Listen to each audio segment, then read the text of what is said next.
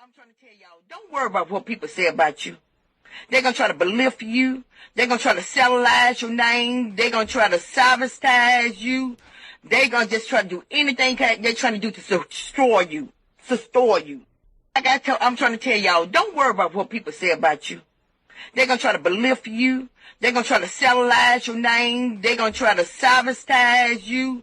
They're going to just try to do anything they're trying to do to destroy you.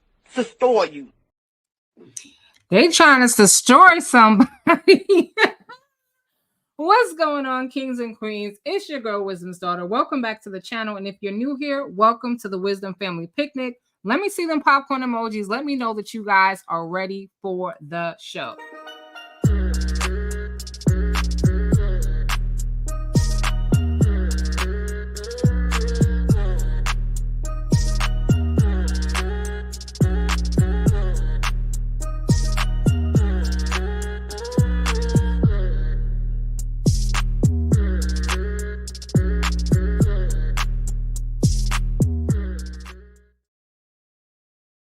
All right, y'all. So today we're going to be getting into some jail calls, but it ain't the Cobb County jail calls now. PCFP done did it again.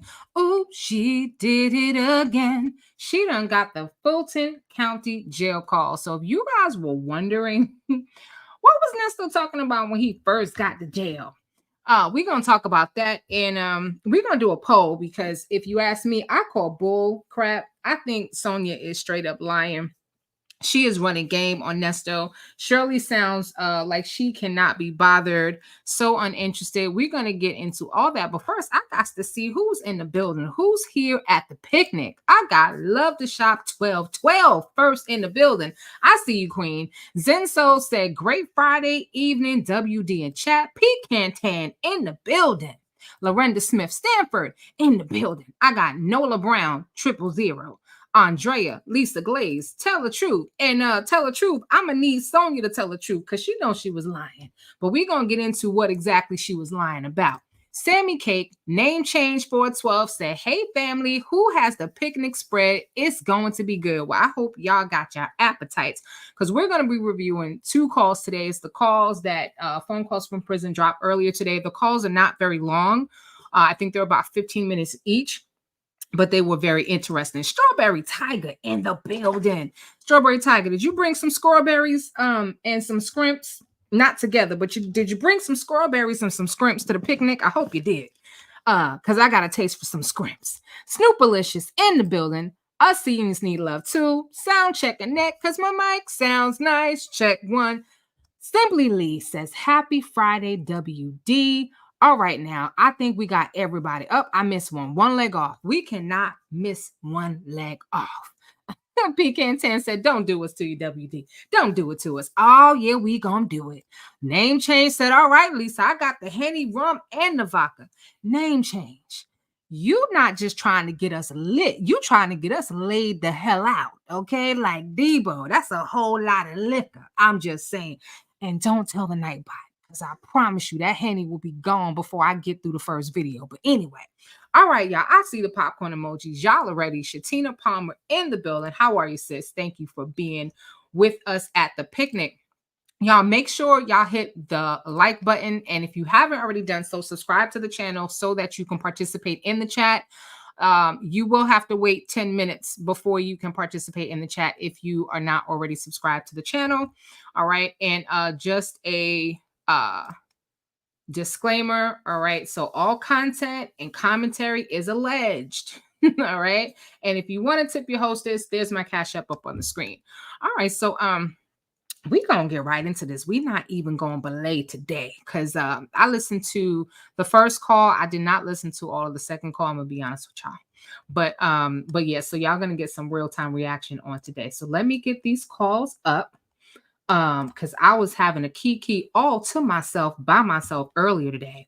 So we're gonna start with the phone call between Nesto and Sonia. We're going to start there because what you're going to see is a distinct difference between the calls between Nesto and Sonia and the calls between his wife. I'm just saying, I'm trying to, Renee Edwards is in the building. Renee, I'm trying to figure out what's going on because Nesto and the side thing, they're having a good time. They got chemistry. All right. And then I'm listening to Nesto and the wife, and something ain't right. Something just ain't right. It ain't right. Uncle Willie is present and accounted for. Hello, June's Poetry. And name change 412 is starting already. Queen, thank you so much. She done dropped 5 memberships. Let me go and see who y'all got gifted. Up and see there go Jones Poetry dropping another 5 memberships. Well, bless y'all. Sound checking that because my mic sounds nice. Got gifted. Miss Renee Edwards, Queen, you got gifted. Sammy Cake, Shatina Palmer, and James Mac, your man on the street. Y'all know that's my radio partner, right? So if you guys want to tune into our radio show, we are live streaming on James's channel. Okay, has some issues on my channel, so we're streaming on his channel, and that is Your Man on the Street 1. If you guys want to catch the radio show, big ups and shout out to my partner James Mack in the building. Got gifted. Rosie Posey, Pinkerbell, Maryland, Pecantan 0726 DMV. Come on now. And a thin line between Nesto and Madness. Y'all been gifted. So the first 5 of y'all got gifted by name change 412. And the second 5 got gifted by June's Poetry. Y'all, we got 10 new wisdom ambassadors. Y'all better throw it up in the chat. We be kin. Now, welcome our new kinfolk to the show. Shauna Boy, Queen, thank you so much for your gift. And for all of you who gifted memberships and the super sticker, may your gifts return back to you tenfold. Make our new wisdom ambassadors feel welcome. Welcome to the family picnic. I know some of y'all get pulled out of the bushes. If you are new here, I promise you, you are safe here. Okay. You can make your comment. You don't have to agree with Wisdom's Daughter and June's Poetry. I appreciate the love with the radio show. But you are free to give your comment. This is a safe space. Okay. It's not safe on everybody's channel, but I can promise you over here at the Wisdom Picnic, the only danger is getting drunk or getting too fat and full. And, I'm just letting you know, you can't sleep at the picnic. So if you're getting tired, you're going to have to go home. All right, let's go ahead and get into it. So we're going to pull up first call. Let me go ahead and get that shared. And I appreciate the gifted memberships. Y'all always show up and show out. Thank you so much for the love. Make sure if you are not subscribed to the channel and you have been dating Wisdom's Daughter, please subscribe to the channel. We're almost at 5,000. We are 200, a little more than 200 of the way there. I cannot do it without you. My head is not so big that I don't need y'all. I need y'all. Go ahead and subscribe. It does not cost you anything. Share the channel and yeah, let's do it. And for the new, hold on. My security system has been activated. My child done walked into the house and because the door was open, and my doggies don't play. All right, hold on 1 second. Okay. Now you fine, baby. You fine. Listen, who needs ADT when you got 2 pit bulls? I'm just saying. All right. So they harmless, but they don't play about this territory right here. They gonna check you at the door. But anyway, so getting back to it. So for those of you who are members, what I'm going to be doing is reviewing these these text messages because they juicy. I'm gonna do a little section at a time so I can do short videos, like 20 minutes or whatever here at a time. But I'm gonna be putting that in members, okay? Because I have not been on my job putting a lot of stuff in members as of late. Your girl been busy, but I've decided that if you want my funny commentary, if you want a little singlico, all right, and you want some jokes on them text messages, you're gonna have to be a member. So that's gonna be coming soon. And all right, so welcome aboard again. Welcome to all the new wisdom ambassadors. And again, if you haven't done so, please give a huge thank you to June's Poetry and to Name Change for 12 who gifted you. All right, let's get into these calls, y'all. I'm ready. Y'all ready? I'm ready.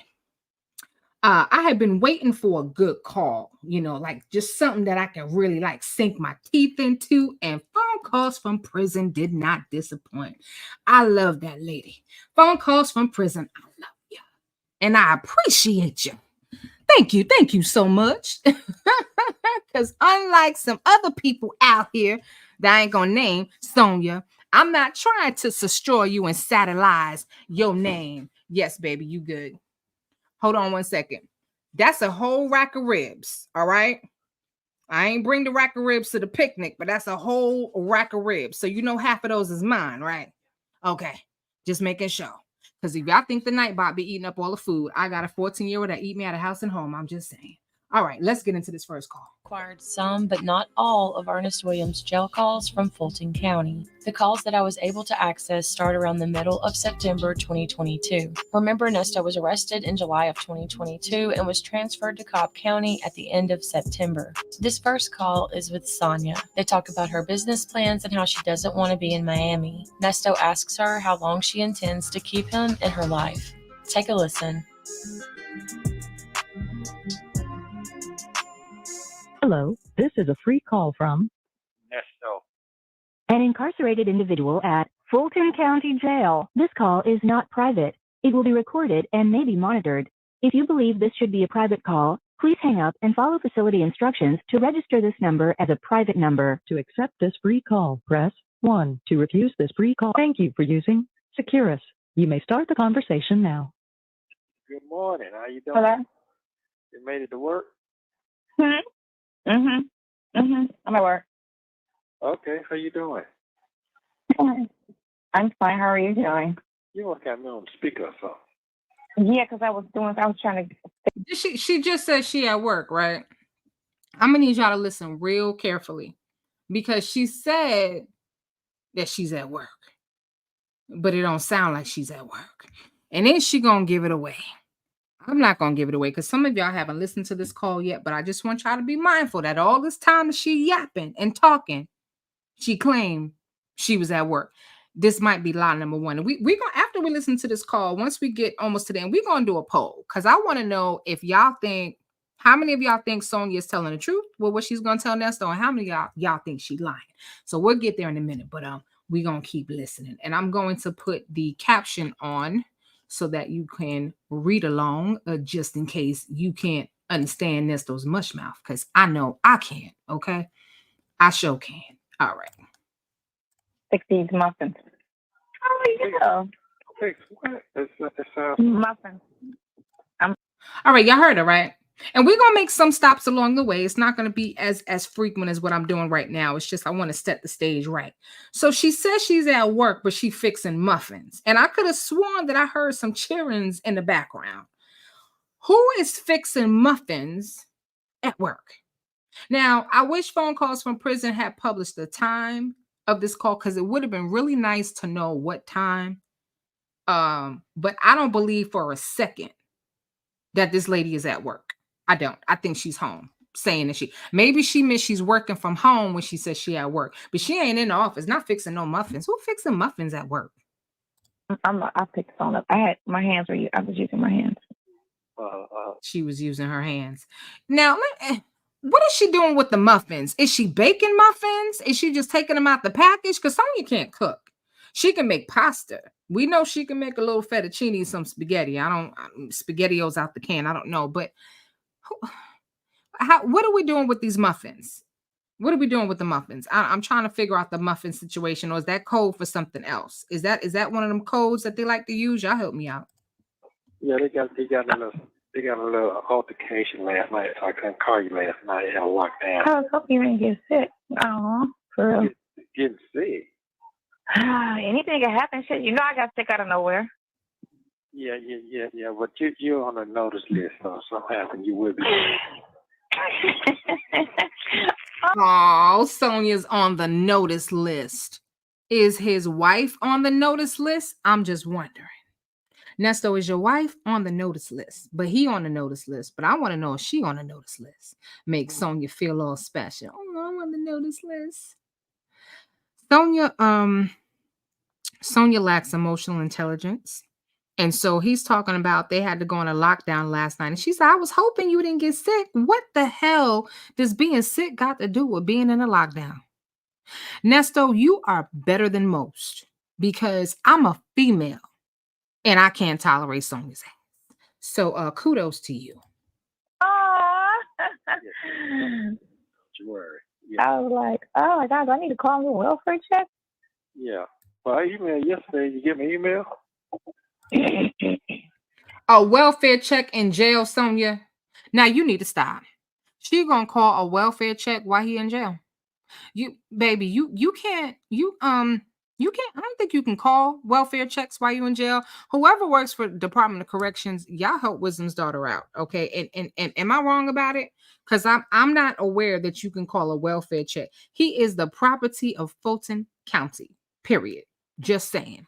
And we talked about it on our radio show about jails being the new plan, our prisons the new plantation, because you lose your identity, you're just a number, right? You damn near they got you doing labor and it's damn near for free. So he he basically is on a plantation. And as we learned, the 13th Amendment basically says that slavery is only legal in this country for criminals, for incarcerated criminals. So, prisons are the new plantation. Nesto is on a plantation, and you ain't got to do a welfare check on nobody that's in prison. I'm just saying. Yeah, I got it. Okay, You ain't saying nothing. Yes, I did. He just said send some pictures. Yeah. I got it. Oh, I got your picture. But you 5 months. I just got it. I'm trying. No, you. For some reason, I got my hair back pulled, but I'm like, damn, am I looking younger? I feel like I'm looking younger since I got better because I don't feel like I'm sick anymore in the face. Yeah. No, you don't look sick in the face no more. You know. Notice how Nesto asked her a question and she ain't answered it yet, right? Do y'all remember the question? Do I need to go back? Do y'all remember the question? He just asked her. What did he just ask her? Before she started talking about all this other stuff, her hair and a ponytail, and if she looked young. He asked her a very simple question, and I don't think she answered his question. She is deflecting like I don't know what. Tell the truth said that made her day to be on the notice list. The only notice Shirley is on is out the money list at the attorney of the week's office. Stop playing. Okay, tell the truth said yes, you can call for a welfare check. I didn't know you can call for a welfare check for somebody who's in prison. Why would you need to call a welfare check if they're in prison? Now, on the flip side, I can think of a number of reasons, because Nesto probably done become somebody's butt buddy, and they do fight and whatnot, and so on, so on. Shout out to old school Nixie in the building. How are you, Queen? Missed you as always. Anyway, so apparently she can call a welfare check. I wasn't aware of that. He asked her if she got his email, and she really didn't answer his question. I'm just gonna roll it back just a couple seconds. All right. She's talking about the picture because apparently he wanted her to send some pictures. Yes, I did. He just said send some pictures. Yeah. I got it. Oh, I got your picture. But you 5 months. I just got it. I'm trying. No, you. For some reason, I got my hair back pulled, but I'm like, damn, am I looking younger? I feel like I'm looking younger since I got better because I don't feel like I'm sick anymore in the face. Yeah. No, you don't look sick in the face no more. You don't. You're looking healthy. All right. I look normal again. Yeah, you look. So you gonna do? Are you working out or you ain't working out? What's the real deal? The only thing Sonya's working out is them sheets, okay, as she's sleeping in the bed. I'm just trying to figure out how long it's been since the last time she's seen Nesto. because they're acting like, you know, they ain't seen each other in a while. And apparently she did send him some pictures and she's like a high school girl. Do I look pretty? Tell me I'm pretty. You know, I think, you know, I got my hair up in a ponytail and I think I'm looking younger. Remember, this is a 55-year-old woman talking. We didn't know in the beginning that she was 55. Listening to her voice, I don't know anybody that knew this woman was in her mid-50s. She doesn't sound like she's in her mid-50s. She doesn't. I probably don't sound like I'm in my mid-40s. But anyway, but yeah, just wondering, just wondering about that. But she deflects. He's going to ask her a few other questions that she's never going to answer. And Linda Hammond, shout out, said, every time Nesto asks Sonya a question, I notice she always clears her throat. Yeah, that's one of her tells. One of her tells. Is she working out for real? Well, let's see what she say. Because this is about to be line number 2. So I'll be roller skating and walking upstairs. You So I'm lying. half-ass working out. You lying. Okay. I'm not seriously working out, but I'm not. I got on little shorts today, but Yeah, little shorts. Yeah, little shorts. But that's not what I asked. I say, are you really working out? I'm saying because my legs, you know, don't look bad. Like I need to work on my thighs. Okay, when you gonna do that? Just like a pimp. Nesto needs his bottom BI to be looking good. I'm just saying. He needs his bottom being shaped. So when you gonna work out? When, you know, I know you ain't got a whole lot, but when you gonna tighten up what you got? Why is she wearing little shorts at work? She said that she's at work. Now, I may be wrong, but isn't she working for some law firm around this time? Is she not? Am I bugging? If you working as a paralegal at a law firm or something, because I remember when Sonya was streaming, when she was live on YouTube and she started releasing her own calls, which basically was her recording him through her phone because she didn't know what she was doing. So, you know, she was basically recording Nesto on the phone. He didn't even know about it at the time. Talking about, I did tell you, I told you, you know, because we're going to release the calls. Well, guess what? Phone calls from prison then release some on your ass. Okay. she released the jail calls, the video calls, the tablet text messages, and now the Fulton County calls. You better go on with your bad self. Yeah, she started out with them extreme money lies. She don't work, very questionable. I don't believe anything she says, nor should anyone. I approve this message. And I sure do approve that message. Yeah, she lying. Ain't no, what job? Where are you working that you wearing little shorts and you making muffins? You, because Hooters doesn't sell muffins to my knowledge. They sell wings. I don't think they sell muffins. I'm just saying. Yeah, okay. Let's keep going. Let's hear some more lies. I'm going to start doing that this coming up week. I was stressing yesterday because my partner I was ready to. All right. So I'm gonna pause just 1 second. I'm gonna let it play for a little bit because she's gonna be talking a lot about what I consider to be the main lie. He asked her a simple question. That question was, are you working out? And she's giving him a whole roundabout answer. You know, she said that she was skating and walking up the steps, but not really. So that's basically a no. She ain't working out. And then he's like, yeah, but I asked you. That ain't what I asked you. Because don't he sound like a pimp? That ain't what I asked you. I asked you if you're working out like I told you to work out. Sound like Ike Turner. And she's like, well, you know, because it's my legs, because my legs and my thighs are getting stronger. That ain't what he asked you. And now she, instead of really delving into answering his question, she flips the conversation to her business partner because she knows he don't really care nothing about her working out as much as he cares about her getting his business off the ground. Because Nesto gonna need some seed money when he get out. He gonna need some money when he gets out. I'm just saying. And so, Hooters wings are good. Well, years back, yeah, they wings was good back in the day. We didn't go to Hooters for the Hooters or the Hooties or any of those things. We came for the wings. Yes, we're gonna get into this imaginary business partner. All right, I'm gonna let this play for a little bit, for a couple minutes. Nap on his ass, but I didn't. Well, why y'all keep arguing back and forth? We ain't arguing.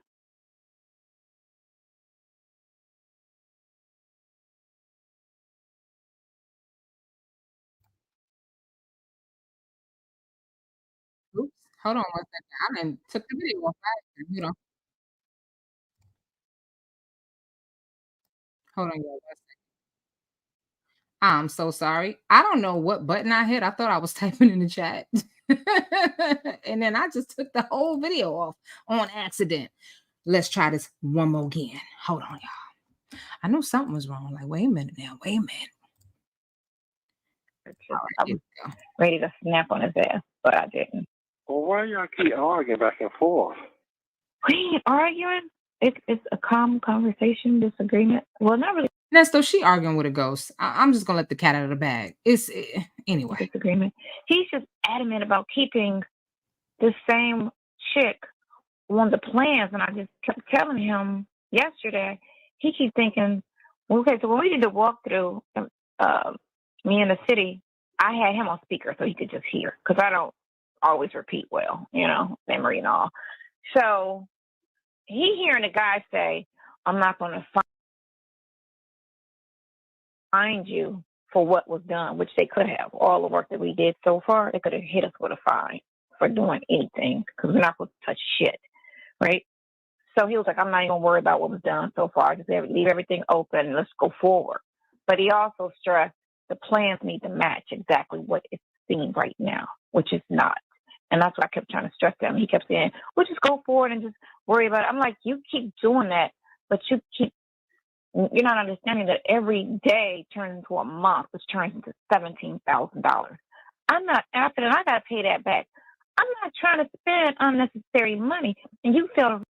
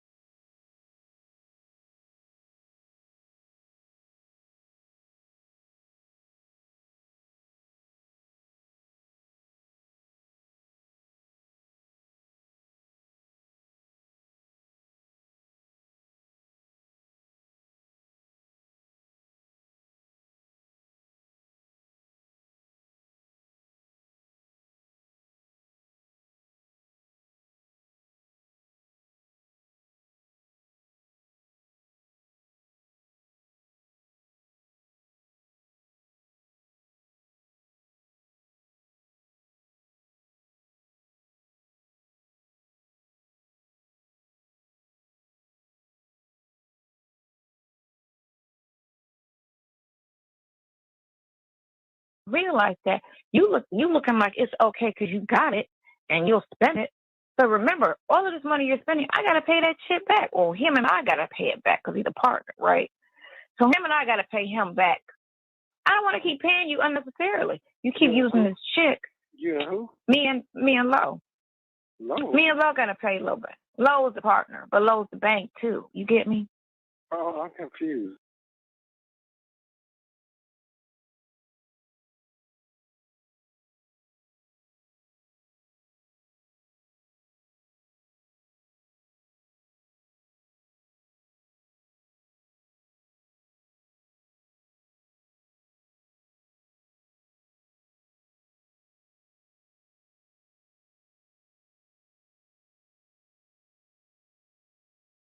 Low and Yeah. Lo is Lo. Lo is just one person, but he's doing two things. He's the bank. Remember, the partnership was either you're gonna be a partner, I got you. or I'm gonna have to pay you back with no interest, and the interest is gonna be his portion of the business. Yeah. So he get paid dollar for dollar, right? But I'm not giving him no interest because he's gonna own part of the business. Okay. I'm so ready to shut this motherfucker. Just run me like a 150 and take this bitch. I'll go somewhere else and do something different because it's just not worth it. It's not worth it to me. No. And I don't even want to be here. I don't even want to be in Miami. And Sonya, everybody keep calling me. All right, so my bad, y'all. I didn't realize that I was on mute. I'm so sorry. I apologize. What I was saying is that this is basically the biggest lie. We're gonna break this down because Sonya is not making a whole lot of sense here, and I don't know if, first of all, ain't nobody dumb in these YouTube streets. I don't know if Sonya or if Nesto knows that Sonya is full of crap and he just doesn't want to ruffle his boo thing's feathers, or if he's so thirsty for $1 that he doesn't want to, or he's so blinded. You understand what I'm saying? He's so thirsty for $1 that he's blinded by what she's saying.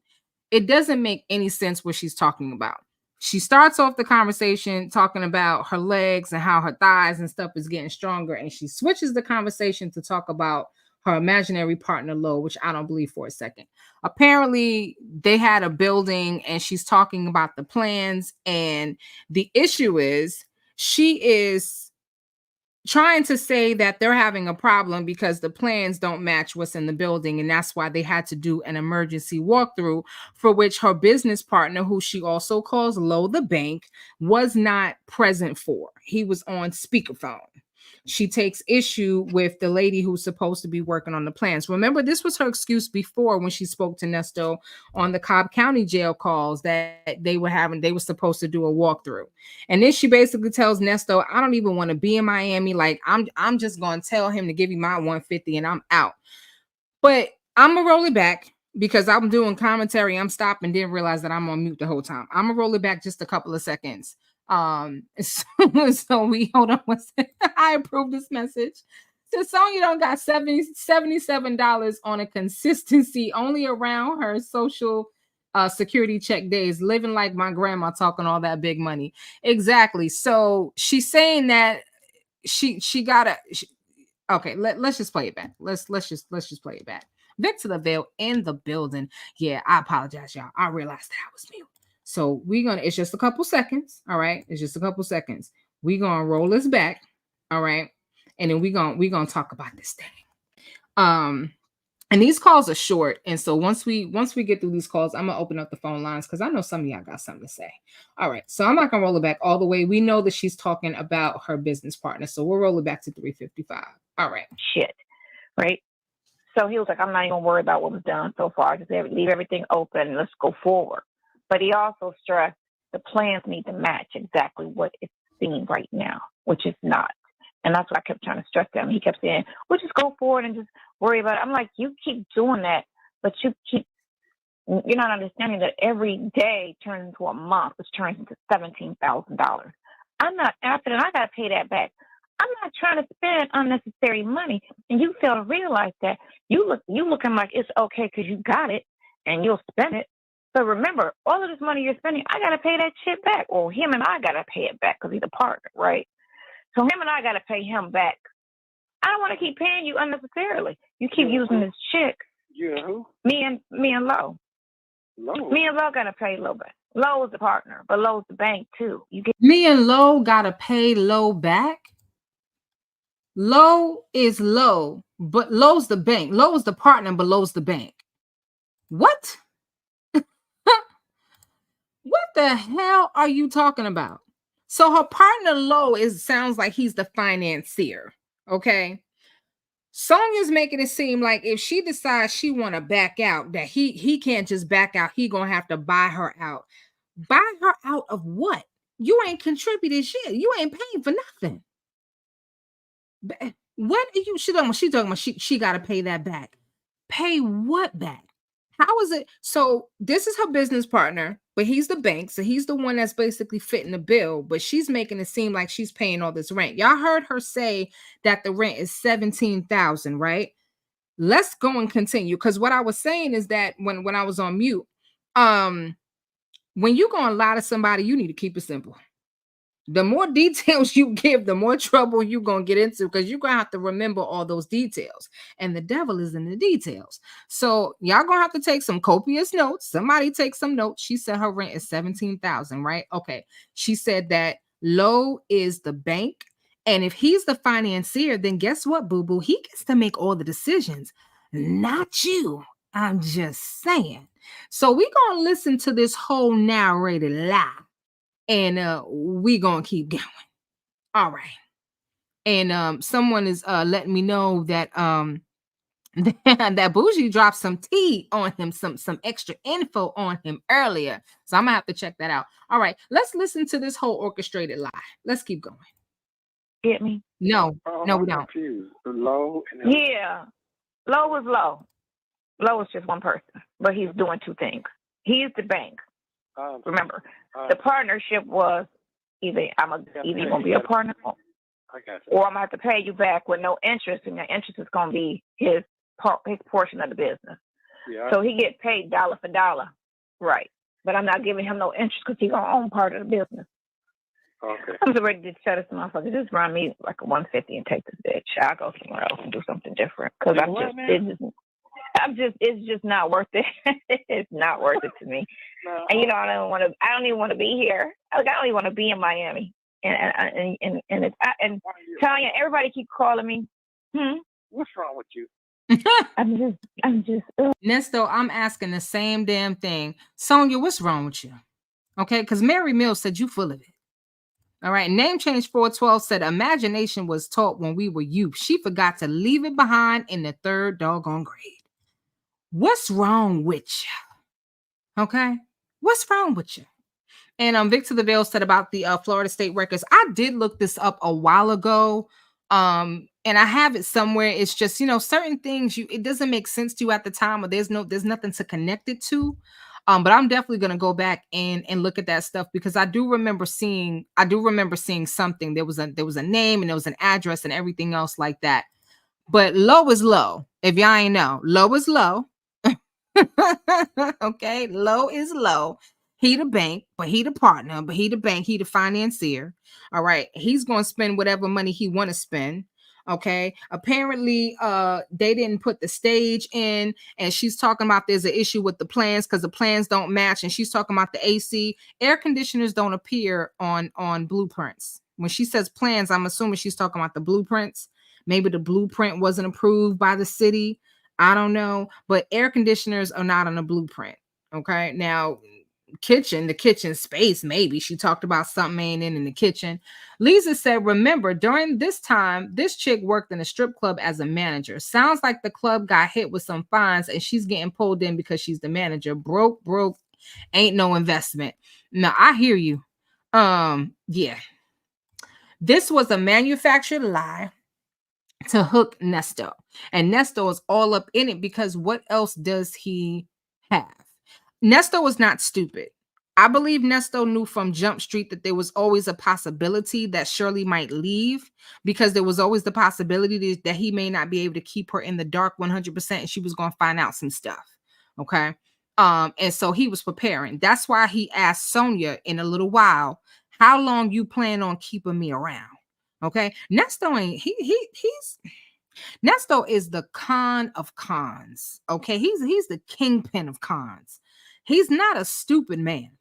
Victor the Veil says, sounds like Lowe needed to clean his money and then went into business with Sonya, but she kept fumbling the money and decisions. So she tried to hold the business name hostage for a payout. And I know your comment got cut off.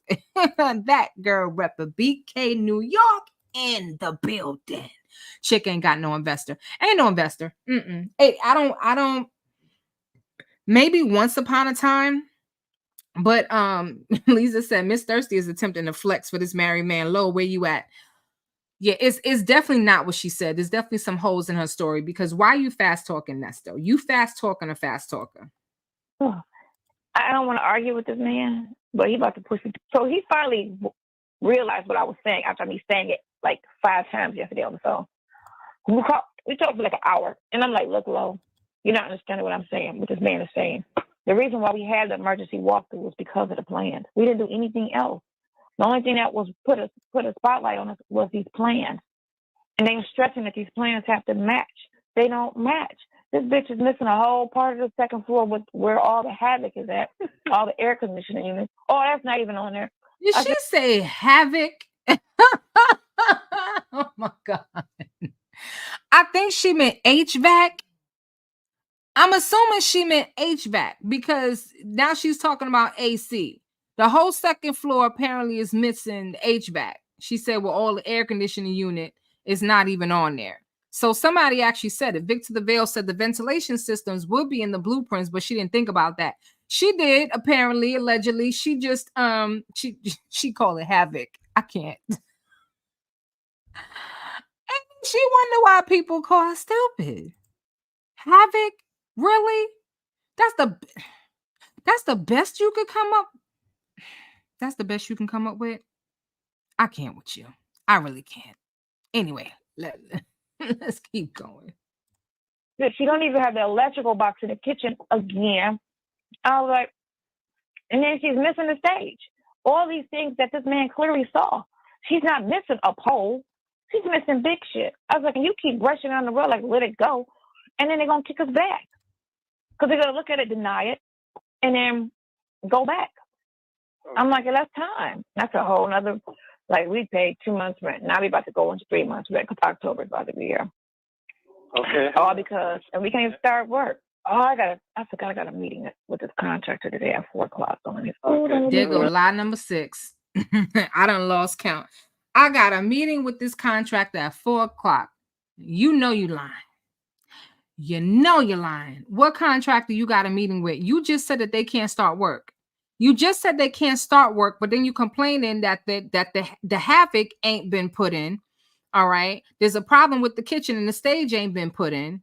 But you just said that they can't. That's why they can't start work because there's something wrong with the plan. Who are you lying to? Okay. The only person you fooling is you. Okay. Just you. Just you. Because Nesto he specializes in OPM. Okay. Stealing other people's money to fund his businesses. He knows what it is to build out something and build out a spot. And so he has got to know that she's full of dookie. Lisa said, but if you're a partner, now how does this woman's decision trump yours, ma'am? Exactly. My question is, you don't have any money because you're not paying $17,000 in rent. What you worried about? She keeps saying, well, if anything, either he's gonna be my partner or I'm gonna have to pay him back without interest because he's gonna have a part in the business. Who you fast talking? Because contrary to common belief, there's a lot of people on YouTube that got letters behind their name. They got all kind of degrees. We got RNs, we got JDs, okay, we got MBAs, all right. We got all types of degrees, MPAs, okay. Some of us got past the 3rd grade. I'm just saying. Anyway, she can't talk or relate to women, and then she doesn't know how to deal with grown men unless she's jumping into bed with them or flirting with them. These people are fools to give her any money. Vic to the veil. You show it, you show is right. Vic to the veil, you show is right. That's what's stressing you out. That's it. You said somebody else. You said a woman name. That's the bitch, Joanna, the one who's doing the plans, and he won't cut loose. And I'm like, I don't understand why you keep giving this woman chance after chance, and she's not even paid.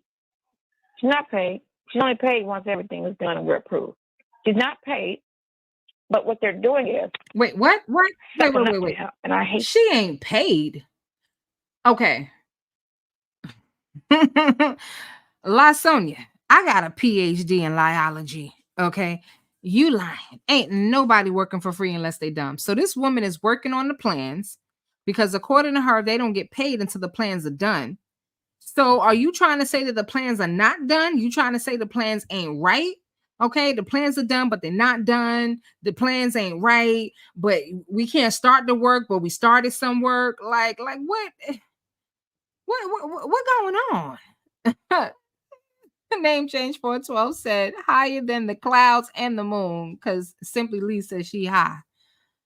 I don't know what the hell she put in the muffins, okay, but she might want to hold off because her memory is already bad as it is. It doesn't make any sense. It makes absolutely no sense. Him and her and the contractor is doing all this extra sucking up to pull on his good side, and so he's like, I'm not that person. It is what it is. This ain't personal. I'm not sucking up, and I'm not in my feelings. Get out your feelings. I said, I'm tired of them too, and they feelings. I asked her, do she have any type of, I emailed her and said, have you ever worked with the city before? This city. And you're not going to talk to me like I'm an idiot. Bitch, it was a fucking question. What are you talking about? Are they black? And she doesn't no, well, he black and she's Spanish. Oh. But I had stressed to her twice. Don't read my text or emails with emotion. This is business. I don't fuck with you personally. So there's no emotion involved. And unless you see me cuss at you, then you're going to know she mad. But it's just a conversation. So I don't know if this is because I'm black. You immediately think, oh, she, this bitch. That no, I asked you a simple question. Have you worked with the city before? Okay. And you haven't. Okay. Have you worked with the city before? We know you work in the city. We know you probably work in the city streets. But there's something wrong when a woman can't get along with anybody. And then the one person she can get along with, you got to wonder, what's wrong with them? She can't seem to get along with nobody. She done lost her one friend. Madison Shannon Kelly said, kick rocks, all right? And keep my name out you and your boo thing's mouth. Anyway, she can't get along with nobody. Another question. Now, why you want to leave? Because I just really feel like I'm over it. Well, I'm over all of it. No, you just keep going till it play itself out. It ain't played itself out yet. The season ain't over. No, it's not. it hasn't. But in this job, well, let me tell you now. Let me get you hands up now, because you can't see. There's a lot of shit going on here. The housing market's fucked up. Rental properties fucked up. Shit is fucked up. So you got your foot in the door. Keep your foot into it. Just a well run dry right now, because you got some motion. Ride it out till the wheels fall off. yeah, because you got some motion going on there. You ain't got no motion going on there. You be fucked up. So I'm 3 months behind. So to me, it's like a year. Now, see, now Nesto done told a lie, talking about he 3 months behind. What he 3 months behind on? Is he talking about he 3 months behind on getting his bond? Because it's almost been 90 days. And I can't wait to the second call, because he gonna tell some lies to his own doggone wife. Or is he trying to say he's 3 months behind in the little business that he had? Y'all do realize, and for those of you who don't, so Nesto, his first 24-hour barbershop, he started with his ex-wife, Carol Lamar. Then he opens up the barbershop on Peachtree Street. Okay. Then after he opens up on Peachtree Street, he attempts to open up another business on that same street, which was supposed to be some type of barbershop school or barber school, which I don't know how he was going to do that, because he can't get a license. Felons can't get a barber license. But anyway, but he wasn't paying rent. They were already taking him to court and basically ready to seize the place for non-payment of rent. That's the recurring theme. Nesto doesn't pay his bills. He doesn't pay rent.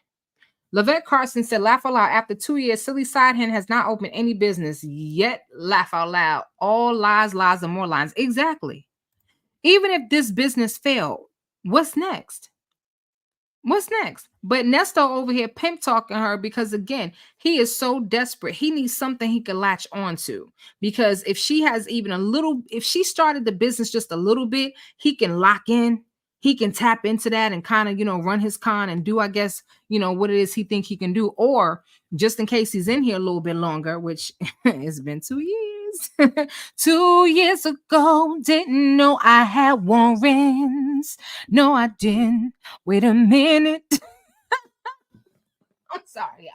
I can't resist. Anyway, 2 years ago, Nesto didn't know he had warrants. For fraud, but whatever. Anyway, so but he's trying to pimp talk her. And Nesto, you could pimp slap her, pimp talk her, pimp beat her, pimp sleep with her. You can do all that pimp magic you want to do. It ain't gonna help. It ain't gonna work. Sonya is Sonya. She is a dreamer. All this is fabricated in her mind. Now, she may have had something potentially going on that was put in her name, because I've known people who've done that, who've started businesses and put it in somebody else's name. So if the business went down the tubes, they will be liable. It happened to one of my relatives. But anyway. So you still got some motion going on. So keep your motion going, and then we just fine. Okay, just fine. Here's a good part. At least you're going to have, I'll be coming to see you. Right. Yeah, you keep that in hand. Now, another question. Now how long you intend? Wait, Nesto. Before you ask your question, I got a question. Sonya, the muffins ready yet? You fixed the muffins yet? Because the baby's hungry. Your foster kids is hungry. Are the muffins ready yet? That's what I want to know. Now, what's his question? Me in your life now. Let me see that part. How long, what? How long you intend to keep me in your life? How many years? I was trying to keep you forever. What are you talking about? Okay, I just want to make sure. You look so goddamn beautiful. I said, oh, you're tighten it back up. Okay. She bounced back. Okay. I'm impressed. There he go with the love vomit. I just got a question for you. How long you intend to keep me in your life? How many years? Tell me that part. Because you just so beautiful. You getting it back. Now, he just asked this lady if she been working out. And she over there stalling, talking about skates and stairs, skates, scooters. I mean my bike, my skates. Sonya can't skate. Anyway. Then she talking about her legs and how she getting her legs back. Now you're over here like you looking beautiful. Nesto, what you up to? Nesto wanted to make sure that he had her ultimate loyalty, like Coming to America. Whatever you like, whatever kind of food you like. That's Sonya. I'm impressed. Yeah, I'm impressed. See that? Because you're funny. It's true. What's so funny about I know. I'm impressed. I see. You want them to see that? You want them to see that front part? You don't give a damn about the back. You got your back girl cape on. I said, look at her in a long jacket on. That shit's funny to me. It's a funny character as well. I mean, is Nesto looking at her pictures while they on the phone together or something? Is that what he doing? Is he looking through the pictures that she sent? They just came through. He just got them. I don't know. Because I wasn't aware that he had a tablet in Fulton County. I don't think so. I don't think he got the tablet until he got to Cobb County. So is she sending him these pictures through the mail? Or is he just making stuff up as he go? So She's just eating it up. Keep the motivation going. You're going to be just fine.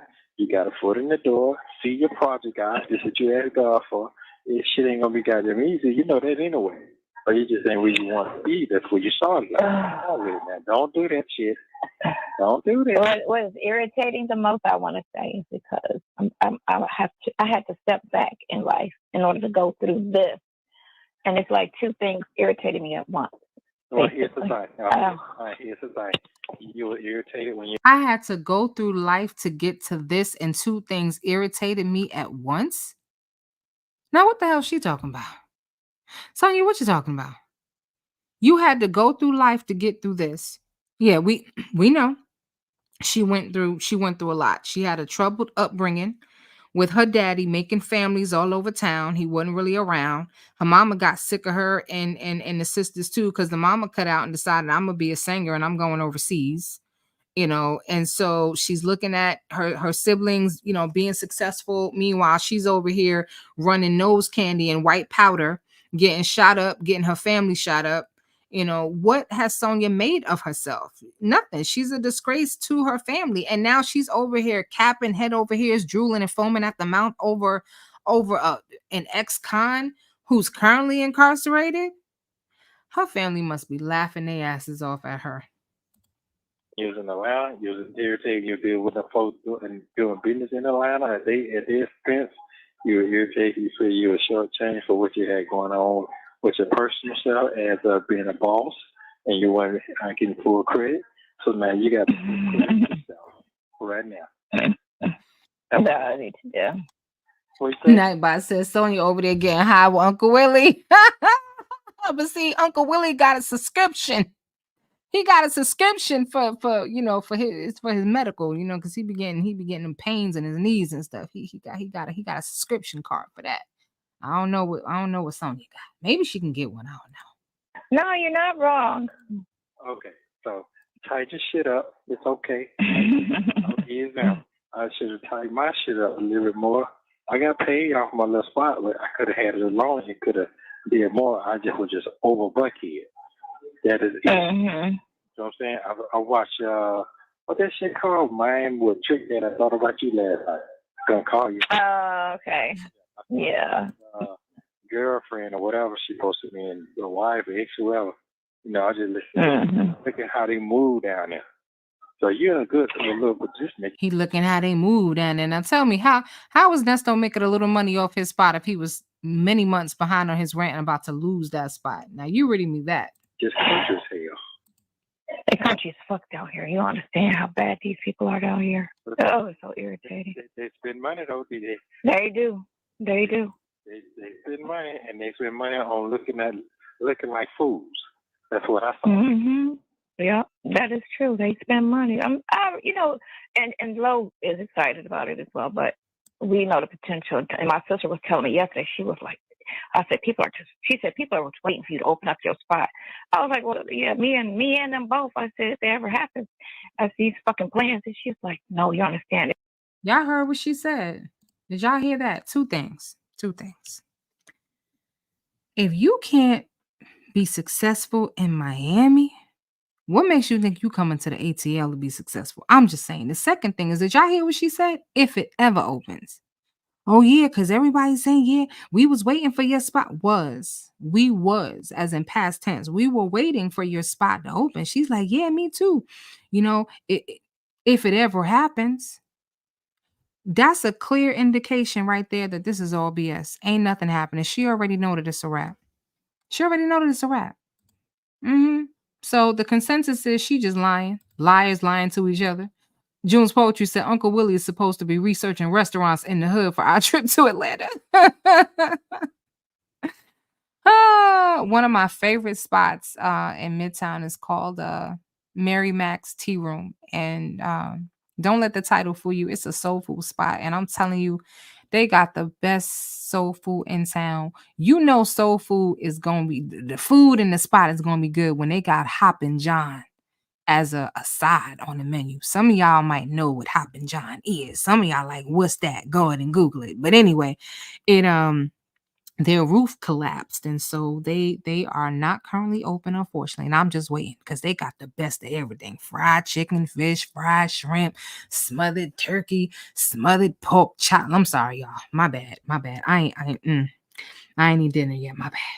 Anyway, she said if it ever opens. Houston Foodie 713 said, y'all making me hungry.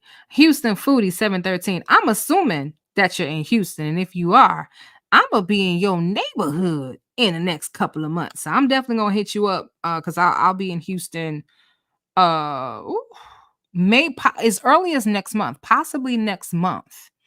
Right? Possibly next month. If it's not next month, it'll be in September. But I'm gonna be in your neck of the hood soon. See, Glorious Love. She know what some Hoppin' John is. Come on now, Plant Lover. Y'all better come on with it. You don't see that on soul food restaurant menus. So when you see some Hoppin' John and things like on the menu, oh, you know they serious. They ain't playing. But anyway, let's get on with her lies. There's nowhere to go. These people want somewhere to go. Your spot is big. It's about to be this. It's nothing like I know that was the plan to have something that there's nothing like it in the city.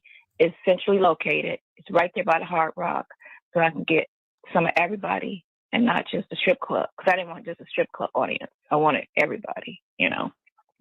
Money people as well. Because the people that got money in Miami. Money people. What kind of second grade vocabulary language is that? Yeah, and I don't just want the strip club people, but I want the money people. We want the money people. This might have been a business venture. Lo is probably a real person. I have to catch up with Bougie and find out about Lo. But the thing of it is, she couldn't make it happen. Or Lo, whoever Lo is, realized that ain't nothing but some air in Sonya's head. Okay, air and cobwebs. That's all that's in her brain. And cut out. Like, I'm done. And she's just holding on to a dream of what was or what might have been. I don't know. But what I do know is that she is not being forthcoming. And because 96% of y'all said no, she lying. But even if she was telling the truth, the point is, she didn't get this business off the ground. If she really was a business person, business-minded, an entrepreneur, okay, and not an entrepreneur dreamer, If she really was an entrepreneur like Madison Shannon Kelly said, she would have just went and, just did the same thing and found another investor in Atlanta. Because that's what Stiletto Boots, aka Madison Shannon Kelly, said. That's what she does. She gets investors and she opens places. Since when? What investor? She might have had an investor, but what did she open? It's been how many years?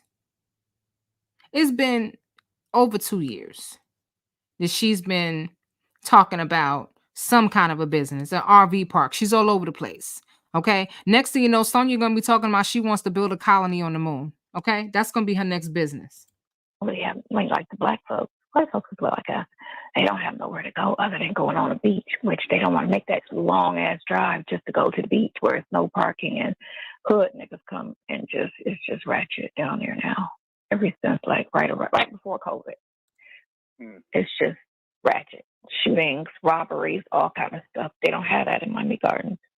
Where this place is at, and they just sold the land at the casino, which is on the other side, the north side of the stadium.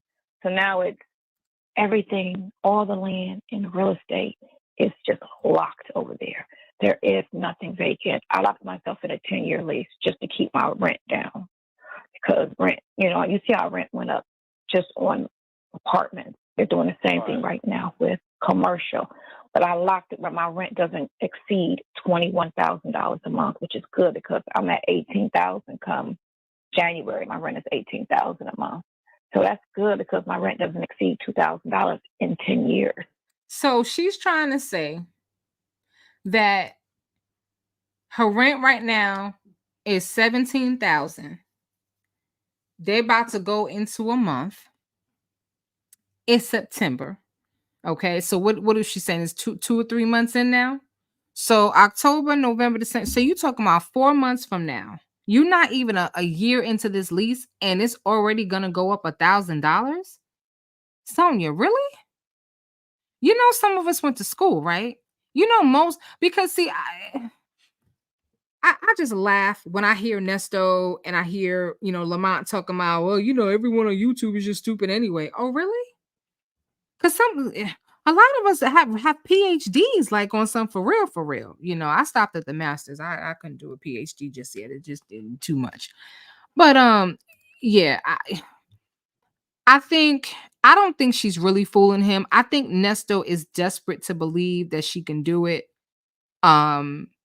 Because he needs to believe that she can do it. Because if not, she basically just wasted his time. And if not, he's going to get out and have absolutely nothing. And he's going to be starting from the very bottom. And although Nesto has bragged about how he can, started from the bottom and we here, started from the bottom. Now I hope my whole crew is here. He's not trying to start from the bottom. He's hoping he can come out and come into some money. But that ain't going to work. She still hasn't purchased an RV nor RV park.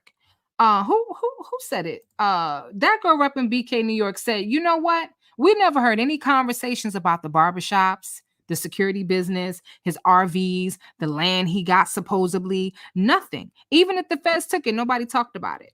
Right. It's not until later on when he's trying to get out and he realized that, he don't have any other options that he's talking about, oh yeah, I gotta trust. I gotta trust. Ain't no trust. Ain't no 25 acres. Nesto's 25 acres is in the same place where our 40 acres and a mule is at. That's where it's at. Just saying. Which my rent over at Camden went $700 left in one freaking month, 1 year. 1 year. Okay. Well, keep your head up. So she got 1 year left. I can't with the lies. Just call me around 4. You're going to be in the bed. Yeah. Yep. You know me, I'm going right through it. I'm like right in my bed. No, I got a meeting with this contractor actually after work. So just call me around 5. I should be done with him by then. I'll call you around about 6. That's perfect. Okay, that's fine. Bye. I love you. Bye. Now, yeah, he knows she's gonna be in the bed. He know good and hell well that she's gonna be in the bed. he knows that she ain't really Sonya. Oh my goodness. Sonya is such a clown. Okay. She looked just like she do right here. She's such a clown. He already know. He's like, you want me to call you around 4? You gonna be in the bed? Because he knows. That's a clear indication that he knows that she is not at work. So who she think she fooling? That's what I'm trying to figure out, Sonya. Who you think you fooling? Listen. I'm looking at you like Medea. Like I'm gonna need you to stop with these lies. They too much. Weezy over here, like, okay. We gotta stop with the lies. I can't. All right. Eddie Murphy over here, like, This gonna be Nesto by the time he get out, if he ever get out. If he ever get out. Which I don't think that's gonna happen, to be honest with you. I think it's a wrap. So all right, well, we're going to get into the Shirley call, but before we do, we're gonna take a little commercial break. Butters and Black Soap offers high quality, handcrafted butters, black soaps, and oils made with all natural ingredients that improve the appearance of hair, skin, and nails. Try Butters and Black Soap's amazing collection of African black soaps sourced from Ghana and infused with ingredients such as turmeric, oatmeal, sea moss, coconut milk, activated charcoal, and more to promote healthy-looking skin.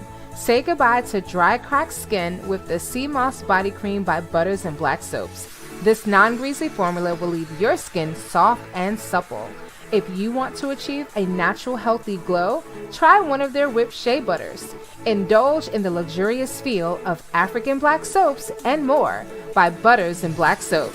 Shop now at www.butters_blacksoap.com. Use custom code WISDOM for a 15% discount. Shop now. Shout out to Butters and Black Soaps. If you guys are not familiar with Butters and Black Soaps, because some of you again got pulled out the bushes, and that's okay. Like I said, the Wisdom Family Picnic is a safe space. But if you haven't heard about Butters and Black Soaps, go to their website. They specialize in natural products for your hair, your skin, your nails. They make their products in-house.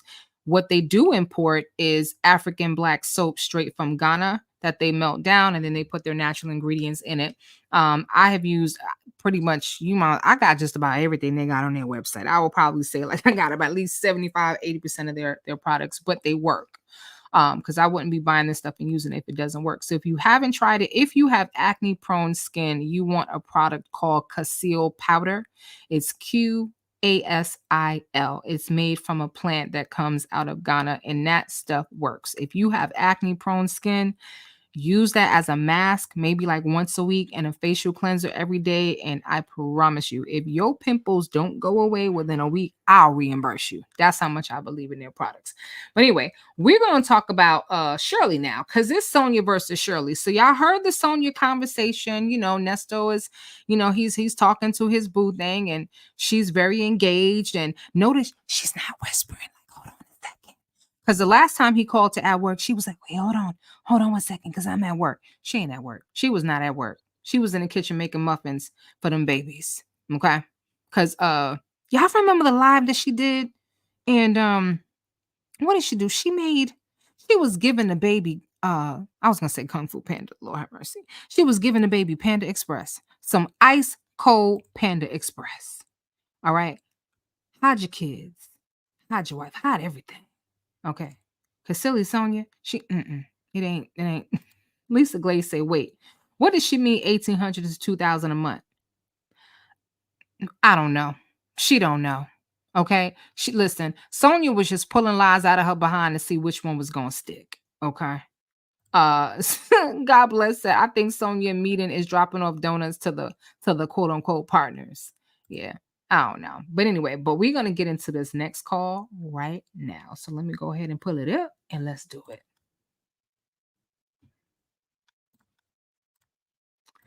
What I noticed, I don't know if you guys noticed the same thing, but what I noticed is that Shirley did not seem pressed at all. She didn't sound nonchalant and she didn't sound uncaring. She just sounded busy, like too busy to care. And let me just remind you that her and Nesto had pretty much separated a few months prior to him coming to jail. So ask yourself, did she really sound like a loving, doting wife? Because I wasn't getting that at all. Just saying. With Nesto's jail calls from Fulton County, this video contains 2 calls with Shirley Strawberry. In this first short call, Shirley mentions it's been 10 weeks since he's been in jail, which means this call was probably made on September 15th, 2022. Take a listen.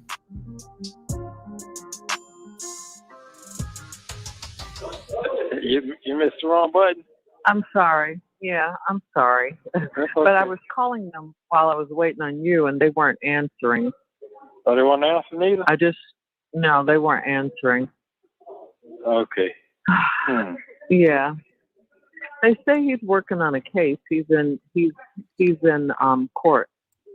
Oh, that's what they said the last time I talked to him. Yeah, he's been in court. Oh, okay. When you talk to him? Last week? Last week? Uh-huh. And Lamont said he called, and Lamont called me today. He said he called and they didn't answer. Oh, okay. Working on the case. Uh-huh. Okay. Yeah. Okay. Because I know it's been 10 weeks today. Yeah, I'm doing fine. Just, the wait. Yeah, it's gotta coming. wait. It's coming. Mm-hmm. Wait a minute, Yeah. Man, you know what? I can call and see. Let's see. It's another number. Call this number. And then you can find out the courtroom. Wait, hold on. I gotta make. Huh? I can find out what? What time is it? What time is it? It's 3 o'clock. 3 o'clock. Okay, yeah. I had to look at my phone. That courthouse. You can call the corporate court. They can tell you if I have a hearing date. It's, Okay. That full. I'm. Wait. I'm just out here. I don't have a pen or anything. I'm just standing outside of a car wash. Okay. All right. Well, how you doing? We can do that another time. No, I'll make sure I call later. I'll keep trying to call his office again. Yeah, you have to call the other place before 4 o'clock, then you'll know. But they close. Okay, if I get home, I've been here seems like about 2 hours. For real? Just to wash a car? Yeah, they're real crowded, and I didn't know this, or I wouldn't have done it. Wow. Yeah, it's packed because the weather is. Yeah, but I don't think they have enough people or something. I don't know, but it's real crowded. Wow, the weather must have been really bad.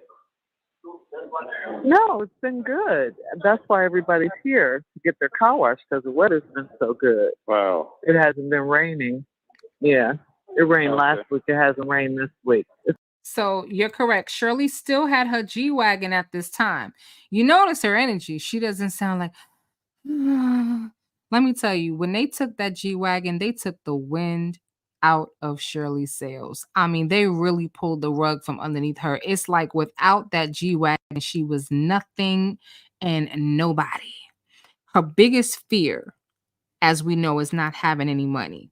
It's not just about not having any money, because I don't believe that was truly her biggest fear. Or if any, it was one of them. But I think Shirley had 3 biggest fears: not having any money underneath it all. But I think not only was she afraid of not having any money, I think she was afraid of being found out. I think she was afraid of people finding out what was really going on. And she was afraid of not looking like she belonged anymore. See, that G-Wagon made her feel like she got status, right? She over here keeping up with the Harveys. All right. So Shirley still going to the car wash and whatnot. She still had a little money. You know what I'm saying? Still had a little money. So yeah, but tell the truth, that's all she had left, and it was an embarrassment. It was paid for. Yeah, it was paid for with Gail Bickham's money. Okay. Gail Bickham done lost her Mercedes-Benz and her business investment and what other money she gave. Okay. And Shirley got this G-Wagon. I wonder how Shirley felt after finding out how Nesto acquired her G-Wagon that she coveted so much. I wonder if she really cared. Did she really feel some type of way? Or was she just like, well, whatever, I had a G-Wagon. I didn't steal the money. I wonder what her attitude is really like, because you don't really know a person.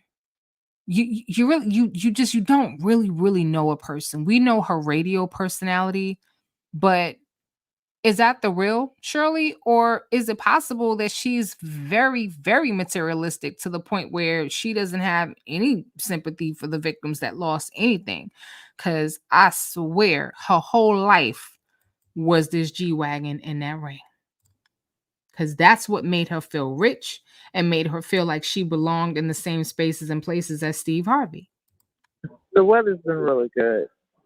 Okay, so you been busy, keeping yourself busy? I guess so. Yeah. I mean, you know, I got my hair done. You know, the regular stuff. Okay. I seen you your hat for your birthday. You saw that? Who told you to see that? Don't worry about that. Don't worry about that. Don't worry about it. Don't worry about that. Don't worry about that. It was just my side piece. Don't worry about that. It was just my side chick, Sonya. She the one that told me about it. She the one that showed me about it. Y'all know that, right? Did y'all catch that? Those of you who already watched this, did y'all catch that part?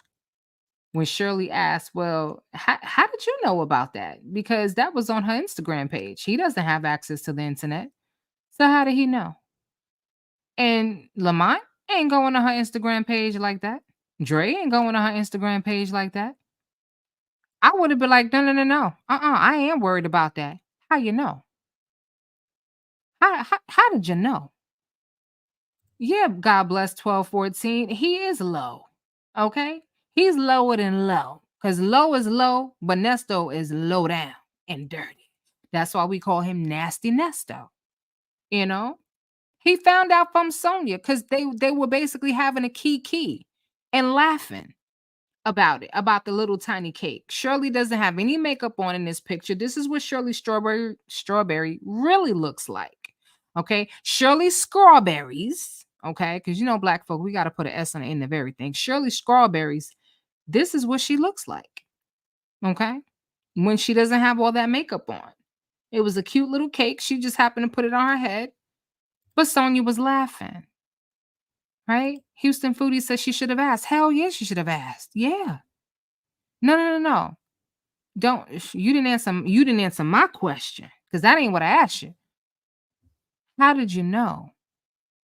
Shirley had to have known something wasn't right. She had to have connected the dots. We talked about this last live. Shirley is cut from that cloth where women understood that, you know, wherever a man lays his hat is his home.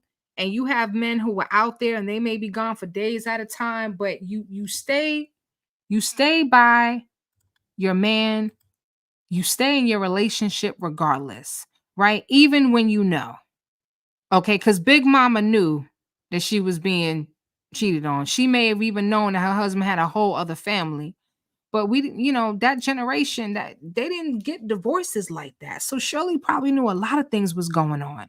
But once everything compounded, not only do I find out that you got a side chick, but the side chick is telling the lawyer that I'm paying for that he can't speak to me. The side chick is over here saying that I need to step it up. And even if I have to walk away from my job to stand by my man, who the hell are you? And I'm finding out that not only do you got fraud charges and theft by deception, but you got SA charges and trafficking charges and, battery and Sodom and Gomorrah charges and, the whole issue with the blood contract and everything and young girls and, child peace stuff on your laptop. And you over here telling people that I was with you when you bought the laptop. Maybe Shirley was. I don't know. Because Nesto has tried to implicate Shirley before, but I just think it was too much. It was just too much. I saw it. That's what Tasha and Ronald, they bought me a little cake. Yeah. They just had their wedding anniversary. And so we got a lot to make up with them as far as all that's concerned. Okay, I see the grandbaby again. She getting mighty big. Yeah, I haven't seen that. I haven't seen that yet. She's getting very tall. Yeah, very tall. Okay, love, I'm probably call you soon. They weren't making that Scout's phone. They got through count. Oh, So I'll call you soon. all right, love. Okay, love you. I love you. Bye-bye. All right, love you too, honey. Bye. They're making us do count. That's my butt buddy. He said it's time to bend over. Simply Lee says Shirley looks good even without the makeup, and I still believe Sonya is intimidated and envious of Shirley. She showed us Shirley's almost 70 years old. She looked damn good. Okay. She's smiling really wide in this picture. And so it's making her eyes look a little poofy. But yeah, Shirley looks damn good with or without makeup. Okay. Sonya only wish she could look that good. Shirley ain't out here using filters. I'm gonna tell you that. And the one picture where she does have a filter is probably something that her daughter did. She has a picture of her holding those love candles that she used to sell in that picture was taken in the ambulance, and there's a filter on that one. Or not a filter on it, but there's a they did some type of editing to it. Anyway, Victor the Veil says Sonya doesn't even have friends to buy her a sprinkle for a cake, let alone someone to buy her a small cake as a token of love. She was big jealous and thinks she's better than Shirley. Sonya is obsessed. She went through Shirley's Instagram page with a fine-tooth comb. Okay, she looked at that thing 2, 3, 4, 5, 6, 7, 8, 9 times because she can't remember to do any of the things Nesto told her to do, but she could remember every damn thing that's on Shirley and Nesto's page. She can tell him the day he did it, what he was wearing. Oh yeah, because you know that's the picture when you were standing in front of the truck, you know, with the girl. Lavette says, silly side hand wishes she was Shirley. Still to this day, July 12th, 2024, she still keeps Shirley Strawberry's name in her mouth. At the big age of 55, well, Sonya about to be 56. Sonya still wants to be someone else. And you know, let's see how Bonitail is going to celebrate her doggone birthday. Okay, we're going to see if she even get a little cake. Vic Vale said, not even a sprinkle, not a sprinkle. Forget candles. She ain't even got friends to give her a sprinkle. She has no friends. She's burnt all those bridges. And I honestly believe that the reason why Sonya has such a hard time with women relationships is because she didn't have a relationship with her mother. I truly believe that it's because of a lack of relationship with her. She's angry, very, very, very, very angry at her mother. And so she will find something wrong in every female that she meets. And that's my thoughts on that. Let's keep going. In this next call, Nesto tells Shirley that he wants to go to Vegas for Thanksgiving. Shirley tells Nesto that she paid for an insurance and storage bill and that someone named Dominique was still listed on the insurance. At the end of this call, I will read a text message exchange between Nesto and Sonya to help explain who Dominique is. Take a listen. Hello? Hello? Hello? How you doing? Good. How are you, honey? Good. Sound like you're drowning. Wait a minute.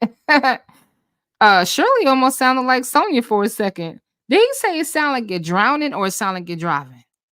Hello? Sound like you sleep. You sleep? Oh. Sound like you shopping. You in the store? Oh. Hey, how you doing? Vic to the Veil. It sound like you driving. You driving? You driving, Vic? Sound checking that. It sound like you cooking. I can't. You cooking? Everything is a damn interview. I can't with him. Lord have mercy. Mm-hmm. Talk about it's count. I gotta go because they calling for the count. No, his jail boo, his real jail boo was calling for him that time. Yeah, I am. You're by yourself? Yes. Oh. What you doing? You don't sound good. Hello? Well, because hold on, honey. Because when I was calling you, when you were calling, Tasha was calling me. So it was 2 calls coming in at the same time, and I didn't want to lose you. That's all. Oh, okay. Where you head to? Yeah. Home. Where you head home? Huh? Yeah, home? I'm going home. Oh. Yes, I'm going home to Tasha and Ronald. Yes. Oh, okay. What you been doing there? Well, you know my friend Sherry, Miles' mom? Yeah, she in town?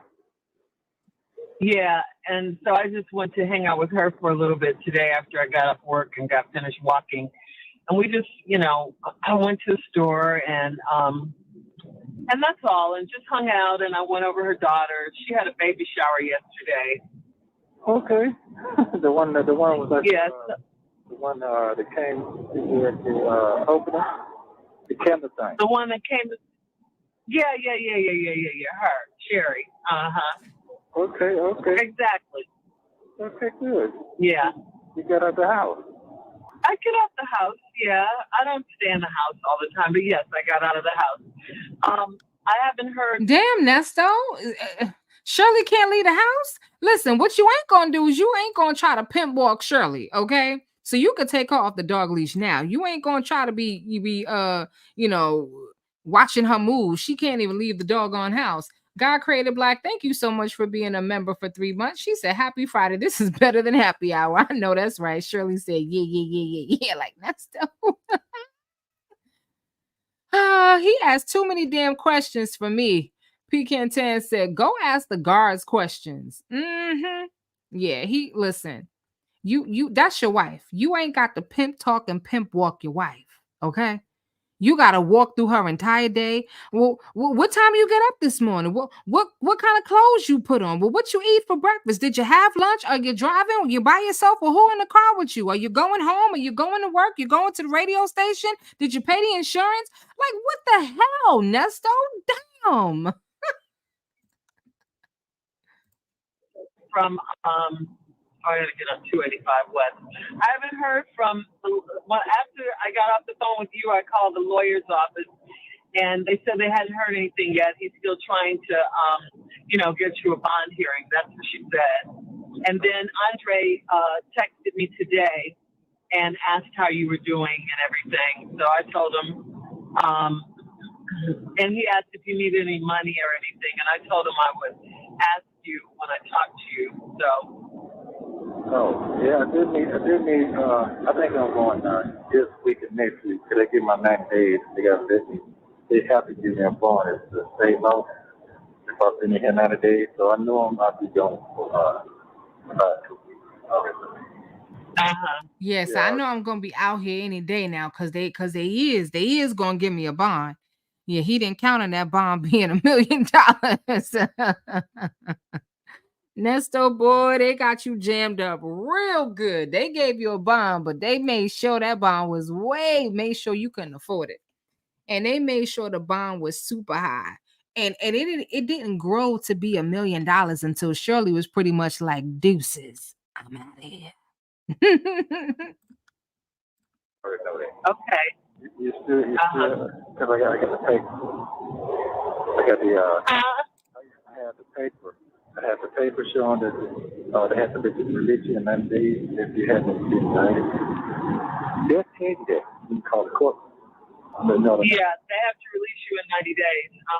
Yeah, they'll tell you that. You got to ask them to talk to the supervisor. But you don't tell them your whole name because you're married. You heard it said? If they ask, if they ask me, I have to tell them my married name? Yeah, if they ask you that, just tell them your married name if they ask. If who asked me that, honey? The court, if you call the courthouse. Oh, if I come to the court? If you call. If I call the courthouse? Yeah, the number. Tell them, okay. No, if they ask you that. So you can get there and ask the supervisor, and the supervisor going to tell you the same. I don't know that you didn't give me the number, did you? Yes, I did. Because I didn't have anything to write it down with. You mean when I called up there a long time ago? Yeah. A few weeks ago? Yeah, it's at the end, the last number going to be a 14. 13. Okay, I'm not at home. I got to look at all that stuff. I don't know. If I was at home, I could tell you. Okay. I'm sorry, and I'm trying to pay attention because I don't know where I'm going. Okay, pay attention. No, I'm paying attention, but I don't know where I'm going. That's what I'm saying. Oh, okay. Well, okay, yeah, I don't know. I'll call you back. Now he want to call her back. Nesto mad because he don't have her undivided attention. That's really what it is. God bless says, Nesto asked Shirley thousands of questions, but only asked Sonya about her hair length and her intestinal issues. That's messed up. God bless. Right? Why is he not grilling her? I mean, just grilling Shirley about everything. You know, Shirley don't even sound too pressed. She was like, well, I don't have anything to write with, so I can't call the court right now to find out if you have a bond hearing. Like, I already called the lawyer. He gon' get back.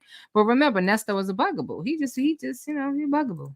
You got the information with send the money here? I probably have it written down somewhere. Okay, all right. What time you get home? I'll call you later. Probably in an hour or so, I guess. I'll just go straight. Okay, I'm gonna call you. Less than a half hour. Huh? I can't hear you. I'll call you about an hour when you can talk. Well, you don't have to let me go. I mean, you don't have. I can drive and talk. I just can't take those instructions because I can't write it down and I can't look it up. You can talk about something else if you want, but just not that right now. Okay, but I want to go. If I don't have to get on no monitor, I want to go to Vegas for Thanksgiving. That's what I want to do. What would you like to do? Nesto said he don't want to be on no monitor, and he want to go. Mills, I can't even finish my sentence. She said, "Let's play 20 questions." That girl up in BK New York says, simply, we know what we know, but besides what we know, he definitely is a charmer and not bad looking when he's all cleaned up. Let's play 20 questions, right? Nesto said he don't want no monitor. I mean, he's talking about an ankle monitor. And he want to go to Vegas for Thanksgiving. It's September. And so remember, Nesto thinks that he's getting out next week. He think he gonna have a bond hearing and he just gonna post bond and get out because that's what always happens. Shirley should have known something was wrong when 2 months? Wait a minute. August, 2 months in, he still wasn't out. Okay, I'm pretty sure she knew something was wrong. He talking about he don't want an ankle monitor. If he did get a bond, he was definitely going to have an ankle monitor. That was the stipulation of all the bonds. Because he eventually did get bond. He just didn't actually have the money. And then the bond ended up being so high for some of the other charges that he didn't have anybody with a good reputation who could back the bond. Because as we learned from Lamont, it's not just about the money. Lamont, claims, I could have come with 100,000, 300, 400,000, $1 million. That's enough. According to Lamont, $1 million ain't nothing. But anyway, he said, I could come with the money tomorrow, but you need a worthy person to back that bond so that if he don't show up to court, they can put a lien on somebody's house. They can retrieve or repost somebody's car. They can garnish somebody's check. I'm just saying. Wow. Okay, so Nesto has been hanging around Sonya just a little too long because now he up there in the clouds talking about he want to go to Vegas. So yeah, if they got you on an ankle monitor, which they was definitely going to put you on an ankle monitor, especially after this conversation, because remember when they said he was a flight risk? Remember when they said that? Now they mentioned something about him going to see his girlfriend in Florida. We ain't heard that call yet because phone calls from prison said that she wasn't able to get all the calls. But I'm pretty sure they was listening to this call talking about he want to go to Vegas. Nesto was trying to go somewhere where he could be out of the jurisdiction because he figured Georgia ain't going to come to Nevada to extradite him. I'm pretty sure that's what he was thinking. He wouldn't talk about no vacation. He talking about when I get out, I want to go to Vegas. Really, Nesto? You always talking about, I can't be talking too much on these phones here. I can't say what I want to say. I don't want to be talking too much on this one. But you telling your wife that you want to go to Vegas when you get out on bond? Well, if you had an ankle monitor, you damn sure wasn't going to no Vegas. I'm just saying. Yeah, that's fine. If that's what you want to do, let's do that. I love it. Your ass was going to be sitting at home, okay, just like Sonya, looking at them 4 walls. Vegas, so let's go. Yeah, I want to go to Vegas and I want to go to a football game at the radio station, the new stadium. Oh, okay. Oh, around my house, old house in Inglewood? No, that's in LA. That's Los Angeles, yeah. Shirley, what you smoking? Okay. Listen, Shirley is not paying attention to this conversation. She driving. She trying to get to wherever she trying to get to. She trying to get there. She trying to listen to the GPS and talk to Nesto. She says she don't know where she going. Mary Mills hit the nail on the head. Who paying for this trip? Because Nesto ain't got no money. So who's paying for this Las Vegas trip? He said he wanted to go to Vegas, Shirley. You over here. She's like, oh, wait, over there by my house? No, baby, that's California. He talking about Nevada. But he didn't know about the charges that hiked up that bond up high at the time. Right. Because see, here's the thing. When you have done so much and you get into trouble, you either think one or two things. The first thing you probably thinking is, okay, what exactly I did they find out? Okay, what did they find out about what exactly I did? And then the second question is, well, do they know about the other stuff I did? You ever get called to the principal's office and you wondering what for? Because you probably did a number of things and you don't know what they're calling you for. Has your boss ever called you into his office just out of the blue? All right, Miss Thompson, I need you to come to my office. You're like, oh shit, what I do? Because you don't know if it's that box of pens that you don't, not one, you don't took a whole box of pens home from work. They don't know if it's that really nice stapler that you figured they don't need this stapler. I'm just going on that. They don't know if it's the pack of paper that you took home. They don't know if it's the YouTube live that you was doing at your desk when you're supposed to be working. They don't they don't know. You don't know which thing that you might have did. You don't know if they calling you in because you've been taking an extra 15 minutes on your lunch break damn near every damn day, right? Who knows? But yeah, Nesto knows all the things that he did. He just figured that they only found out about that one thing. He didn't know that they done found out everything. Because what he didn't account for is how fast information travels because of social media and how much easier it is to get information than it was because of the internet. So. Yeah, Vegas has a football team? Yeah, the Raiders. Oh, the Raiders are in Vegas? I didn't know that. Okay. Yeah, I want to go there. Okay. For Thanksgiving, so I don't know if they want to go. That's what I would like to do. If not, it's okay, but that's what I would like to do. Okay, well, that sounds good. Yeah. Fall in and out. Yeah. Yeah. Okay. Yeah. Kia Eldest said, Lamont was telling the truth because Keefe D, the man charged in Tupac's case, got someone, y'all heard about that, got someone to come bail him out and the judge denied it. I watched it. She said she watched it. Shirley, she like, look, I don't do sports. There's a football team in Vegas? The Raiders? She thought the Raiders were in California next to the house that they used to live in Inglewood. That girl rep in BK New York said they figure him to be a flight risk due to seeing him in a pic in Dubai already and knowing Steve owned property in Dubai. And I'm going to tell you, Lamont did not help with the phone call where he was like, you know what, man, when you get out of here, I'm going to tell you what we're going to do. We're going to go to Dubai, but we're not just going to go to Dubai and stay in a hotel. We're going to go to Dubai and we're going to get on a boat and we're going to live out the rest of our days on the water and we just going to chill. You done told everybody the getaway plan. You done messed Nesto's plan up, Lamont. You just talk too much. How you feeling? Everything good? Yeah, I feel fine. My knees are kind of hurting, but they'll be all right. They'll be all right. I walk every day now, so it's not because I'm not walking or moving. They just hurt. Yeah. They just hurt, but I'll get it together. Shirley, I wish it was only your knees that was gonna hurt, my love. I wish it was just your knees that was gonna hurt. But little are you gonna find out that it's gonna be your heart, it's gonna be your everything gonna hurt. Houston Foodie said, do y'all think Majeski fudged the truth about Nesto talking about going to Abu Dhabi? I don't believe so, because remember, we're getting a lot of these calls way after the fact. They've been listening in on these calls all the time. I'm going to find the call where Lamont talks about going to Dubai and see when exactly it was that call was recorded, what the date was.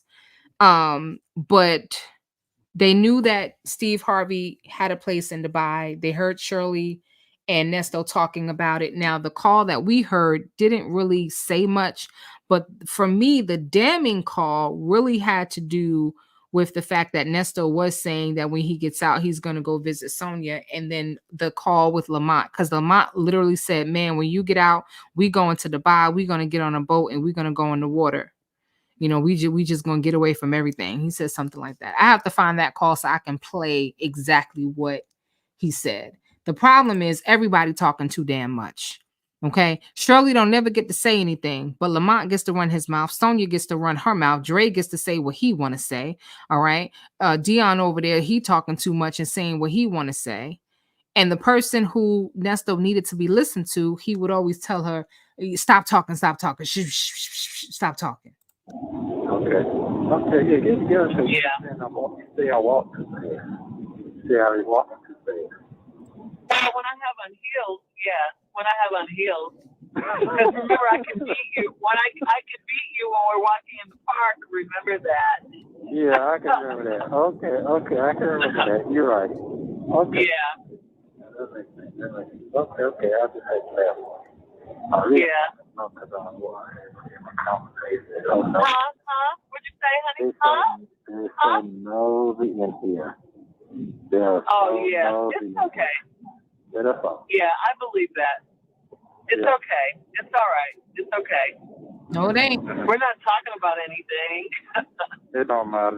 They just, any type of movement, your eyes be on you. Any type of movement. Really? So why is it that, again, I just said this, why is it that Sonya gets to say what she wants to say and run her mouth indiscriminately to the point where he got to ask her, why would you say that on a recorded line? But then Shirley can't talk? Y'all help me out. What is that about? What is his obsession with not wanting Shirley to say anything? Why can't Shirley speak? What is it that Shirley could possibly say that he's so concerned about? Or is that just a means of control? Since he has no control, is that a means of control? What is that about? Because I don't get it. I don't understand why he lets everybody else run their mouth, but not Shirley. What is it that he's so afraid that she might let slip? Yeah. Well, that's how it is outside too. When you really think about it. Say it again. I said that's how it is outside too. If you really think about it, it's just not in such close quarters, you know. No, that's true. It is true. That's true. People watch you outside too. They do. Everything moves around. But I sure miss you. Love. Yeah. I miss you too. Kier got married on Friday. Oh, that was quick. He got married on Friday. He posted it and all that. No, he didn't post it because he hasn't made the announcement yet. He didn't come to work today. Okay. Ain't seen no wedding pictures or anything? No, I haven't. Oh, okay. Yeah, but he just got back not too long ago from Houston, so I'm gonna let him get situated, and then once he gets situated, then I'm sure we'll see pictures. Because I didn't even get him a gift yet. I got to get him a wedding gift. We'll get him a gift. We'll get him. Yeah, I mean we have. Who's we? Nesto ain't got no money. What money is Nesto buying somebody a gift with? Nesto need money for his commissary. Didn't you tell him that Andre, aka Dre, aka Peach Cobbler, said if he need anything, and he was like, yeah, I need some money. So what might we buying a gift? So my question was, what is his motive behind shushing Shirley all the time? And something that girl rep in BK New York said he's protecting Shirley.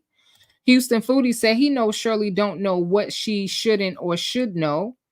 And, I agree with Lisa. Lisa said game to prevent her from asking questions. And I agree with that.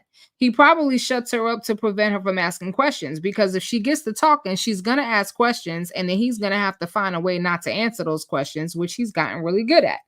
Just like he didn't want Shirley's name mentioned in the court docs, so it won't go public. He don't care about protecting Sonya. Potentially, but I think it was more than that. I don't think he wanted the people in jail to know who his wife is, because remember, they talked about it later on once he got to Cobb County when he was all over the news, and he's like, yeah, that's why I keep my beard long. They didn't make the connection. They don't know that it's me, and yada yada yada. I think Nesto is trying to protect Nesto. That's what I think. Lisa said don't want to tell her about the case. He sure don't. He's gonna tell her whatever he wants to tell her, but I think Nesto's protecting himself. Don't tell. Now look here, thing one and thing two. Y'all gonna have to get up out of here. Okay? Because y'all wasn't invited to the picnic. Go on now. Go on. Go on. Don't get dogs. They don't listen. My dogs don't listen. They don't listen. Yeah, I'm talking about you. Anyway, I think he's protecting himself. He don't want anybody to know that he's connected to Shirley Strawberry because I don't know, maybe, and maybe he is protecting Shirley. Maybe he thinks somebody's going to hold her for ransom. I don't think he wanted people to know who Shirley was or who he was to Shirley because he figured once they found out that he was married to a celebrity, they was going to hike up that bond because they figured that, she would have the money to pay. Right?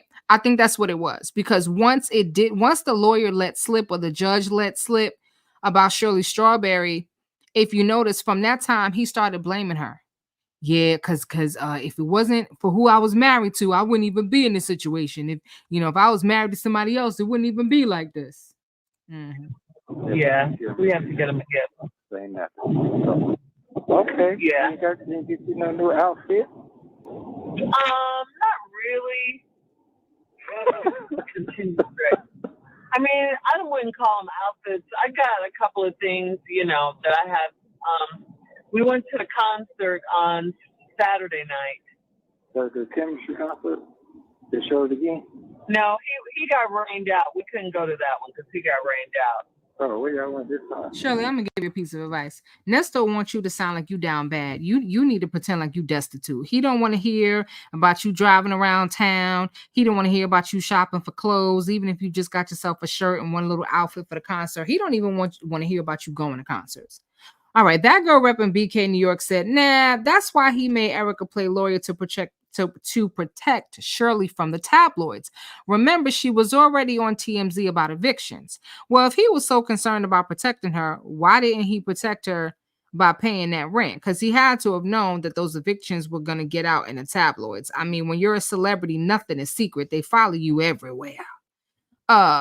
Steve is renting in Dubai. If you aren't a citizen, they don't allow you to own property. That's 100% facts. Dream Girl 2872. When they said he had a home, it didn't necessarily mean that he was the owner. He has a rental.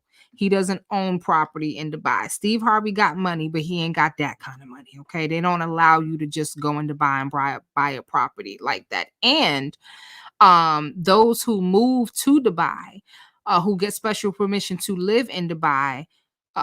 Unless depends on what country you're from, but typically there's a time limit, so you can't just stay in Dubai indefinitely.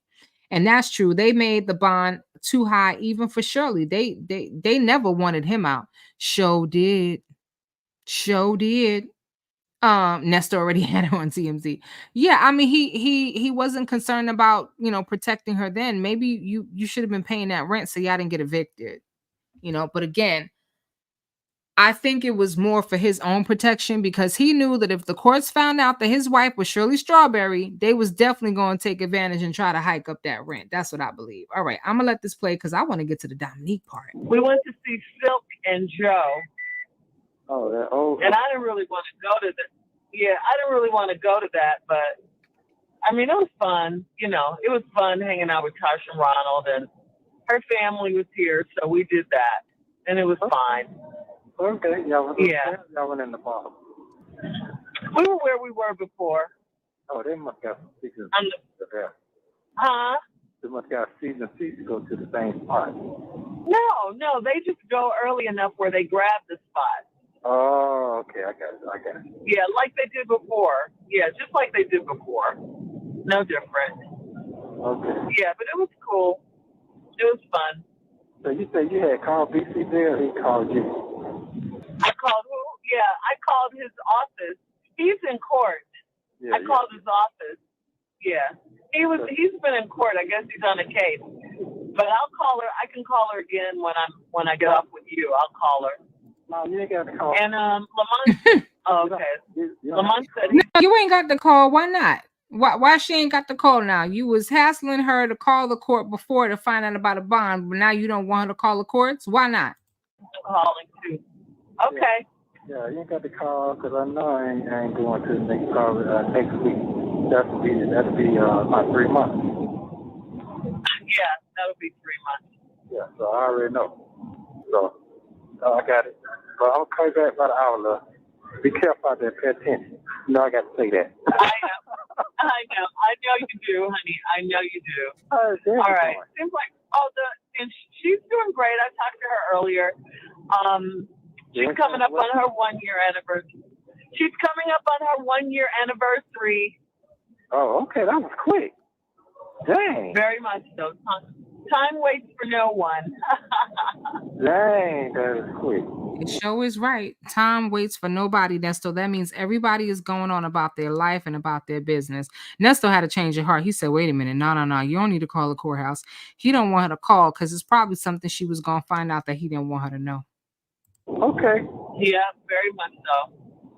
You said about the insurance, right? Oh, I have to pay it. I'm going to pay it when I get home. It's due tomorrow. Okay. Yeah, so you say you still remember. I encourage that to make you remember. Yeah, and Dominique is still on there. Oh, I thought you took it off. No, I didn't take it off because I was going to take it off when I paid it, but... Yeah, take it off. I ain't heard from her about might be 5 months, but if something going on with she would have reached out to you to find me or whatever, but I ain't... would she have... Yeah, he's on the contact number. She got it. And it come out of okay. Yeah. Yeah. And the storage bill is good? Huh? The storage. Storage. The storage bill. Oh, storage, yeah, I paid that, $2,000, yes. 2,000? Where do you get that from? Yeah, like 1,800 and something, yeah, and another one's due October 10th. You talked to the lady? I went out there. Oh, you did? Oh, okay. What did she say? The white lady, right? The white lady? Yeah, Jacqueline. She got bad teeth in her mouth. This how you know, and I'm using bad English on purpose. This how you know Nesto don't be paying no bills. He don't even know how much stuff costs. Okay? He was supposed to be handling the finances, in my opinion. I think he was supposed to be handling the finances because he wanted to be able to control Shirley's money. And so he probably made it seem like, look, you got bad credit. You don't know how to manage your finances. I'm gonna help you out. I'm gonna do that for you. So you ain't got it. You know, you just make sure I got access to pay what bills is due and I'm gonna take care of it. And he was basically stealing her money to, fund his business or to make it seem like he had a little something and whatnot. But Nesto, you don't know how much the storage bill is? You forgot that y'all got evicted and had to live wherever? Shirley over here living with Ronald and Tanya and Nesto went wherever he was going to go. And y'all had to throw all y'all stuff in storage because Nesto thought he was going to move across the street from America King, but that didn't work out. And that's really what got him locked up in the first place. Not, and let me just be clear when I say that. They knew that he was up to no good. Don't you know no good? He didn't know no good. They knew that. They were following him around, and lo and behold, by the time they finally pulled him over, they like, oh, you got warrants. You made our job easy. Nesto, how you don't know how much the storage is? I'm just saying. You're supposed to be handling the finances. No, she wasn't there. Her assistant was there. But I had talked to her, and she told me to talk to her assistant. Oh. I don't know if she had bad teeth or not. I don't know. Okay. Yeah. I didn't see her, but I talked to her, and when I went out there, she wasn't there. So I just had to pay it because she had told me that's what I owed. She told me that. You have 1 minute left. Okay, I cut that part out. Be careful. Is it raining? We go. Huh? Is it raining out there? No, it's beautiful. Oh, okay. That's good then. What you got on there? Yeah, it's really just what I always have on, sweatsuit. Oh, Nesto thought he was talking to Sonya. Well, babe, what you got on? What you wearing today? What you got? He don't never ask his wife to send him any pictures, but he gonna ask her what she got on. She is not Sonya, okay? She ain't, no, we ain't doing that. Clothes. That's what I got. What you worried about it for? You can't do nothing about it. But it has some bling on it. That's all. It just has some bling on it. Is that gas or you don't know? I don't know. I just get gas when I need it. It sounds like you got a car now.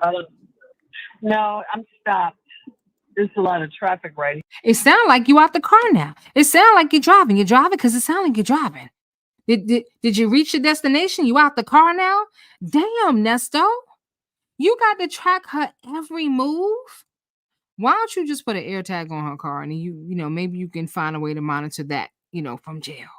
Oh, well, she probably got a car now, but she was without one for many moves. But what's with all the questions? Who cares where she's at? You on the phone with her? The pitter-patter of the two freeloaders in my house. Here for some reason. Oh, okay, all right. Yeah. So you're feeling okay? So yeah, we got to go get some knee surgery together. The thing is sticking in. No, I'm not getting any knee surgery. Maybe some. It's just inflammation. I could feel it. It makes my legs feel heavy. Thank you for using Securus. Goodbye. On April 24th of this year, 2024, Sonya writes to Nesto, "Do not get discouraged. You are innocent. What is the daughter's name that came to Miami when I was working on my bar?" Nesto responds, "Alasia. She was our play daughter, lived with us for 3 years. But we call her Dominique. That's the one the daddy gave the money to because he didn't trust his daughter. Blank was very jealous of her because her father favored Alasia more. And no, she didn't run off with any money, had no reason to. She was a respectful young lady under Shirley's wing. She already had money from her family's estate stemming from an accident her mother was involved in. I have not spoken to her in 2.5 years after we went our separate ways. And no, I did not have RV in 2019. It was in Dallas on a lot after I sold it to someone who was a buddy of mine. Thank you for watching. Don't forget to like, subscribe." Okay, wait a minute. We're gonna roll that back and we're gonna back on the screen. And we're gonna have Victor the Veil says she coming up. She said, "Girl, drop that link. I need to go off." So Alasia and what's Alasia's last name? I got it somewhere. I gotta look on my thing. But anyway, so Alasia, she was our play daughter. And yes, I'm well aware that I'm gonna look it up right now. I'm well aware that she lived with Nesto and them for a little while when they were at Bent Creek Manor. Because that is hold on one second. Let me see if I can find it in my list. That is the house that she had the house she had listed in her her little background. Let me see if I can find it. Hold on one second. So I hate doing that. I don't want to throw out the wrong name. Because sometimes my memory is like Sonya. I'll just be making up stuff. Anyway, so I'll find it in a second. So that's our play daughter. Your play daughter? That's your play daughter. Okay, so Veil said give her 10 minutes. Alexander, thank you so much. Victor the Veil be on it. Trying to pull up her little background thing real quick. I thought I do have it saved in here somewhere. I just don't want to go all the way on my computer. But anyway, let me just look it up again. So, yeah, that's their play daughter. But you got a real daughter. Got a real daughter named Sheridan, but that's the play daughter. Here she is, Alasia Joliet Alexander, 29. She got a birthday coming up too. Anyway, that's our play daughter. This is Nesto. Okay. This is let me just go back real quick to Sonia's question. So Sonia's question was, what is the daughter's name that came to Miami when I was working on my bar? Alasia Alexander is her name. Okay. Now she has 2155 Bent Creek Manor listed as an address. He said, Alasia was our play daughter, lived with us 3 years, but we call her Dominique. That's the one the daddy gave the money to because he didn't trust his daughter. She was very, so somebody was very, the name is blacked out. Somebody was very jealous of her because her father favored Alasia more. So that's the one that the daddy gave the money to because he didn't trust his daughter. So I'm gonna read this whole thing again and I'm gonna tell you what I think this is really saying. So that's the one the daddy gave the money to because he didn't trust his daughter. Blank was very jealous of her because her father favored Lasia more. And no, she didn't run off with any money, had no reason to. She was a respectful young lady under Shirley's wing. She already had money from her family's estate stemming from an accident her mother was involved in. I hadn't spoken to her in 2.5 years after we all went our separate ways. And no, I did not have RV in 2019. It was in Dallas on a lot after I sold it to someone who was a buddy of mine. So it sounds like Alasia Alexander, who they call Dominique, his play daughter, okay, is the sister of the grape victim. The daddy gave the money to her because he didn't trust his daughter. And Nesto is trying to say the R victim, whose name is blanked out, and I'm going to get to your comments in a second because I'm on a different screen. I can't see him. That the R victim was very jealous because their father favored Alasia more. And he's trying to say that Alasia didn't run off with any money. Now, he blames somebody for running off with money, but he's saying it wasn't her. That she was a respectful young lady under Shirley's wing. Well, what is that? Okay. So, wow. She already had money from her family's estate stemming from an accident her mother was involved in. So I guess that was Nesto's connection to this family because they had money. And wherever Nesto smell money, you best believe he's pulling up. He's saying he haven't spoken to her in 2.5 years after we all went our separate ways. Well, why did y'all go y'all separate ways? What had happened what happened, Nesto? And he's saying he didn't have an RV in 2019 because it was in Dallas on a lot after I sold it to someone who was a buddy of mine. Well, Nesto don't sell nothing to nobody. He'll take people's money and tell him he gonna sell them something and they never get it. So is this the RV that he quote unquote sold but never gave the title to? Mm-hmm. Just wondering. All right. I want y'all to tell me what y'all think is going on here. And then we're going to get Victor Vale to come up. But if there's anyone else that wants to come up to give a comment, let me link the call in the chat so you guys can find it. Hold on one second. Because we're going to talk tonight. We have not done a call in over here in quite some time. And I know everyone don't just want to come here just to hear me talk. Maybe you do. I don't know. But Key Elder said, WD, I knew you were going to get him for asking that. Right? I wonder what happened to the storage when Shirley got her apartment. She said she didn't have any furniture. She was sleeping on an air mattress. Well, what I think happened, that girl up in BK, New York, is that Shirley ran out of money and they lost the stuff in that storage. That's what I think happened. Or the stuff was so badly damaged in the storage that, Shirley just said whatever. Because like she said in one of the calls, they just threw the stuff in storage. One thing I do know about storage, unless it's an indoor unit, like a climate control unit, which it may not have been, if your stuff is not in bins, sealed tight, it is exposed to the elements, which means, bugs and all manner of stuff. She had to stop paying it. Ain't no way Steve would have to pay the storage bill. Yeah, she wasn't going to be able to pay that. So yeah. So Dominique is the victim. Well, she might have been in some ways, because if Nesto could do that to the sister, possible that he can do it to her. All right, we got Glorious Love in the building. Come on up, Glorious Love. Ooh, girl, no, I don't want my camera on, but hey. No, that's all right. That's all right. All we saw was the ceiling. I promise. We ain't see nothing. Okay, it wasn't nothing to see but the ceiling. There you go. And it was quick, wasn't it? It was quick. It was real quick. You did good. You did good. So I'm gonna be real quick. I'm so glad that you called me up, because I just need to understand. The part I need to understand is, okay, that the Dominique thing, okay, the Dominique thing with the money. I was flabbergasted when I heard the Shea reading the transcript or reading the text. I was flabbergasted because I'm trying to understand about this money thing that Dominique's or whoever's father supposedly gave Nesto uh this $100,000 and all of that stuff. So is Dominique the girl? I don't think so. I think it's the girl's sister. And I say that because he says this is the one the daddy gave the money to because he didn't trust his daughter. And then the name is blanked out. She, was very jealous of her because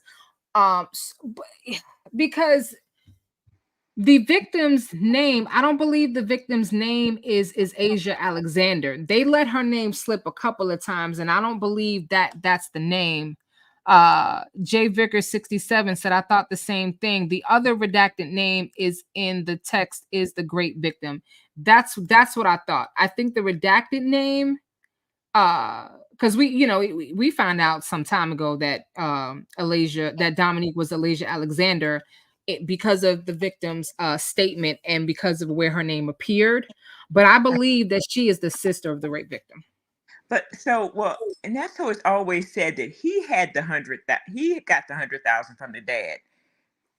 So that's why I'm totally. You believe him? Well, child, no. That's why I'm totally confused and flabbergasted because he kept saying this man paid me $100,000 because to take care of his child, to do whatever he was supposed to be doing for her. But okay, so I'm confused now because I'm confused now. Maybe he meant to say this is the one the daddy gave the money for. But he said too because he didn't trust his daughter. And Houston Foodie is reading my mind. She says, I think that's two different sets of money. I'm not sure, but Victor the Veil is going to come up because there may be some information that she knows that I don't know. But I knew that Alasia Alexander lived with Shirley. I found that really interesting because I didn't know that she was actually in the house. I knew that she was using that address. That's what I knew. Evidently insured by them. Yeah. So it says the dad gave Dominique money directly and maybe Nesto money for the great victim. And see, that's why I agree with Houston Foodie that it's probably two different sets of money because Nesto was supposed to be helping the great victim with her image, was supposed to be helping her get into modeling or whatever he was going to do. He sold her father the same story he sold everybody else. You need to come to the green waters so you can elevate, so you can get to the next, you can level up and all that other kind of stuff. He was supposed to help her level up. In this supposed text that she read, he said that, remember, that's the girl that the father gave the money to. Mm-hmm. They showed up at whatever, at the restaurant or wherever, the bar that Sonya was working at. He said, remember, that's the girl that the father gave the money to. Now, the question is, why was Dominique at Sonya's bar? There's a question for you. Yeah, that too. But why was she at the bar? Now, he says that she lived with us for 3 years. He hasn't spoken to her in 2.5 years, so he claims. Now, if she was at Sonya's bar 2.5 years ago, then it's because Sonya talks like she knew this girl, like she was there, and she's asking about the RV. And there are quite a few signs and clues that Sonya gives to suggest that she knew Nesto before 2020. Because she mentions about his son being shot. And then she says, oh, no, wait. She says, yeah, because your son was shot in 2019. Oh, wait, no, that was 2020. She tried to switch it up because she's told everybody that she met Nesto in October of 2020. And a source told me that they have evidence that she met him much sooner than that. So Well, Yes, I'm interested. That's why I called up, because I'm interested in knowing what this money, if this, yeah, does this Dominique have any affiliation with this girl, with this girl? yeah. I believe that this is her sister. Yep. Victor Vale says she's coming up momentarily. She has to work her 2 freeloaders. She got to work her babies too. Okay, So yeah, I might drop down and listen to y'all, because I just want to know. That's somebody, just please clear that up, because that just when I heard that, I was like, what? Wow, wow. Because yeah. I never put the It's two together. I never put those two. I never put those two together. I don't know why, but I never put Dominique and this other girl together. I didn't either. And even though I knew that she was using their address and that maybe she stayed there once, but I didn't realize that she actually was living with them like that. He says that she was under Shirley's wing. So where was Sheridan all this time?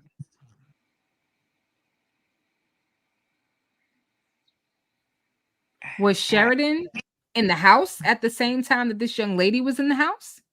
I thought this Did was he when they also? were out in California.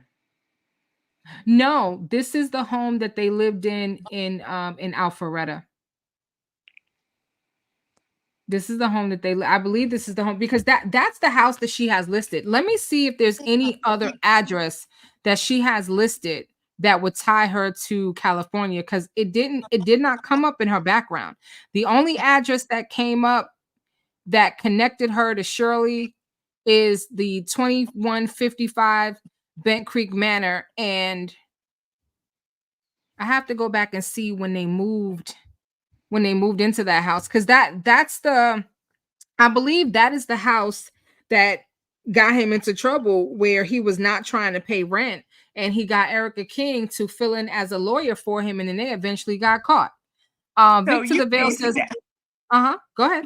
I was going to say, so you mean to tell me, I'm thinking about this now. So you mean to tell me that if this is true, that allegedly he had a relationship with the play daughter's 19-year-old sister?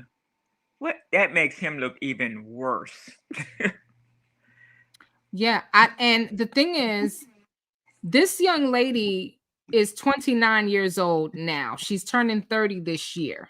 Okay, she's gonna turn 30 this year, and But so the sister was 19, or whoever she is, from what I understood, allegedly. yeah, and so she would have been she would have been not that much older than her sister, potentially at the time that these things happen. And she's claiming that that something happened in 2019, and then again in 2021. Elijah, or aka Dominique, would have been what, 20, 26, 27. But let me check her relatives. So that was really interesting, that part, that she was really living with them like that. Now, was Shirley taking this lady? And you know what's interesting? Shirley's never spoken about Dominique. She hasn't. All right, now we got a new wisdom ambassador, Legacy Moon, true crime and mysteries in the building. Queen, thank you so much for becoming a member. You already know how this go. We begin now. Y'all throw it up in the chat. You know how this go. And again, thank you so much for becoming a member. I appreciate that. And may your gift return back to you tenfold. He could be saying that the victim's father liked Dominique more than his own daughter. Definitely. Another 313, the best side, said, "This is so weird. This is not a typical Black family. I have no clue what the agenda is behind these two girls." We have to take it back to what Nesto does. When Nesto met the R victim, I believe when he first met her, she was like 15 or 16 years old. And Nesto talks a good game. Oh, my wife is Shirley Strawberry. If she wants to get into modeling, I can help her out. We'll make sure she finished school and, do all that stuff, yada, yada, yada. And so, of course, Nesto doesn't do anything for free. And remember, this family had money. Apparently, there was an accident that the mother was involved in. And so they had a nice chunk of change. Nesto's not doing anything for free. If he's offering to do something, put it to you like this. If Nesto is in your face, it's because he thinks you have some money that he can get from you. You may not be a bazillionaire. It may just be $1,000, but it all adds up if he can get it from you. Because if he can get 1,000 out of you, 5,000 out of you, 10,000 out of you, 25,000 out of you, you know what I'm saying? He can keep up with Shirley's G-Wagon. And can you imagine the insurance that he had to pay on all of them cars? Yeah, that's true. That's true. You know? Or and he probably had to pay that in order to drive them, instead of skipping out on those bills. But now, this really it does make it does make a little bit more sense, because I had always wondered why is somebody giving you $100,000 to do nothing for their child, because essentially it panned out to be not much of anything. So why were they giving you that $100,000? And now it may be just to take care of the child. I mean, just or to, like an internship. Like, okay, we're gonna move her in with us. Shirley's gonna take her under, her wing. She's gonna, teach her about yada yada yada and what have you. And you give us. We'll keep her for X amount of years. You hit us up with 100 G's and we got it. I don't know. It doesn't make a whole lot of sense. Yeah, it is. That's crazy. 100 G's. Yeah. Jay Vickers said, is that the sister that Nesto was saying that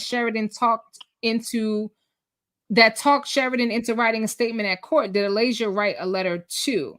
Or that Sheridan talked into writing a statement? It's a whole mess now. Yeah, it is. It is, because we don't know if this is the person that Sheridan talked into also writing a statement, because I don't remember seeing Elijah Alexander's name on the witness list. I'm gonna have to go back to that document and see if it was on the witness list. I don't know. I don't remember. Y'all remember seeing her name on the witness list? I'm gonna have to go back to it. I don't remember, but I am gonna check it out. I'll put it on the community wall, because we went through it. It was 95 names. We went through all 95, and I don't remember seeing her name on there. So it may not be that. Nesto knows how to charm people. Oh, Houston Foodie says she about to go check. I appreciate you, Queen. Go on and check and let us know while I'm running things over here. And I'm interested in. I'm going to be watching. I'm going to be watching when Victor DeVille gets up here too, because this is just that baffled me. The end of that call, I was through. I was like, oh my gosh. At one point, I know it's like piecing the puzzles together. Can you imagine what the prosecution is going through? At one point, I thought that our victim's father sold his daughter to Nesto. That's I kind of felt, I was getting those vibes, and in a way, he kind of did, but not for what he thought. You understand? He thought that, he was giving money to Nesto to help with her career or to get her going. And what Nesto did, it sounded like, was take the money and pimp her out. That's what it sounded like. That's what it sounded like Nesto did, and made her sign a blood contract and everything. Now you got the sister living in the house with Shirley and him. So you gotta assume that he did something to this girl as well. Houston Foodie said the list is in alphabetical order and she's not on there. But isn't she on the no contact list? Now, she might be on the no contact list.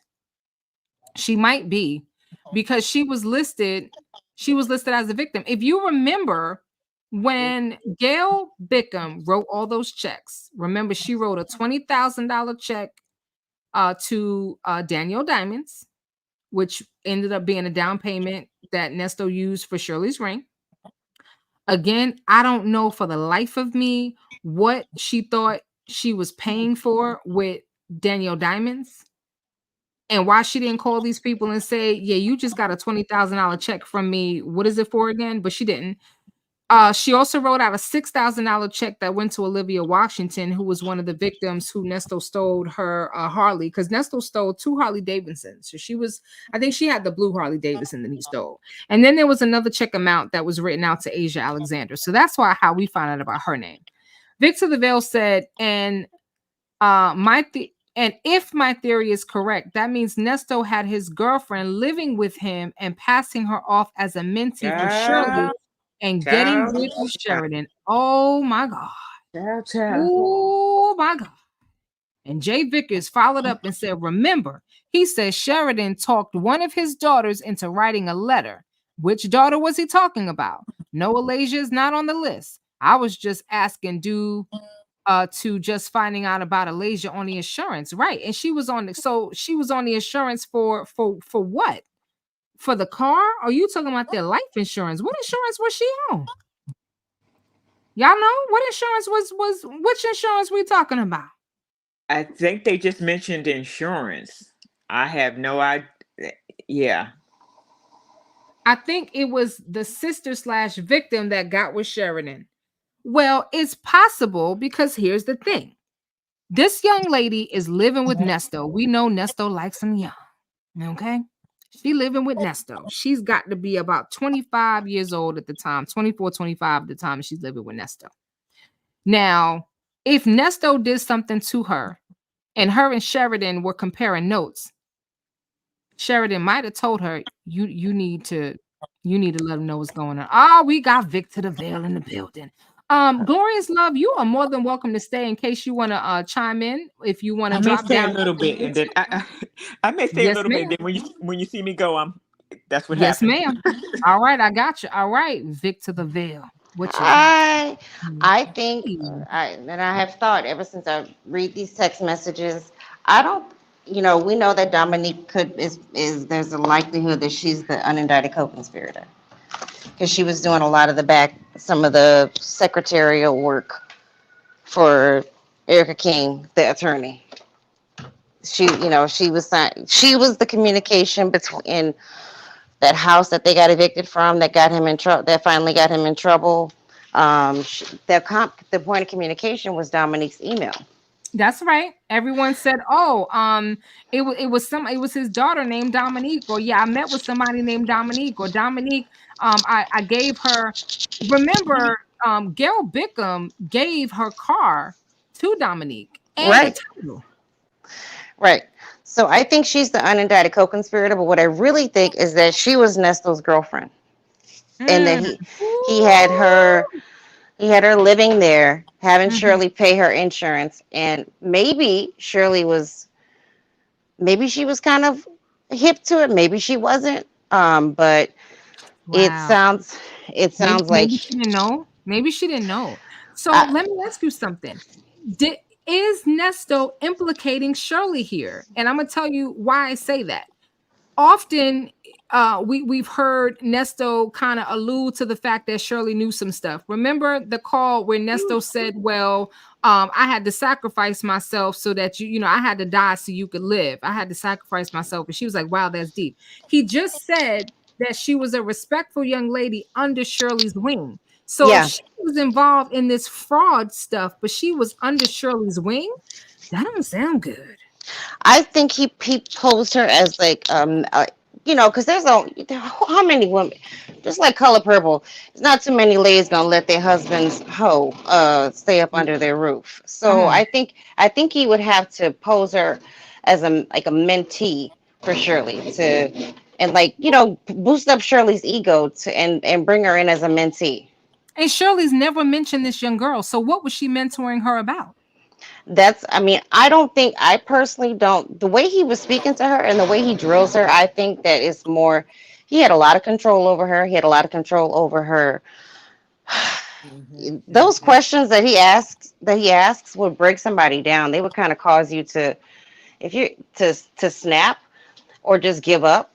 I think that he just had her kind of really blinded. I mean, I'm not saying she's 100% innocent, because she should have had a little bit better awareness of what was happening. But I just think that I don't think she was involved in all this.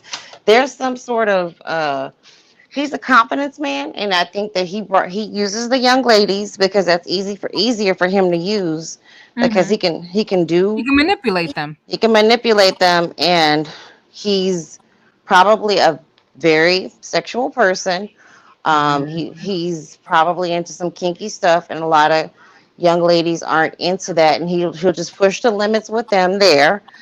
And that's just it seems like that's what he does. He doesn't have much book smarts, and he can't converse with you on a basic level.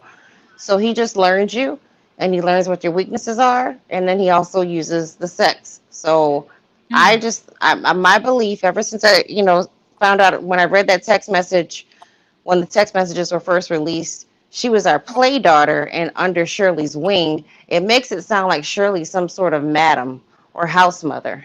Yeah, it reads weird. And now I'm wondering if he played Shirley by telling her, "Oh, this is my daughter, I think he Alasia, did. but we call her Dominique." I'm thinking that Shirley probably thought this was really his daughter. Do you guys remember when I did the expose on Nesto? And I told you that someone close to the family, again, I to this day, I don't know exactly what their connection is to Nesto, but they had a lot of information on Nesto that's not online or anywhere else.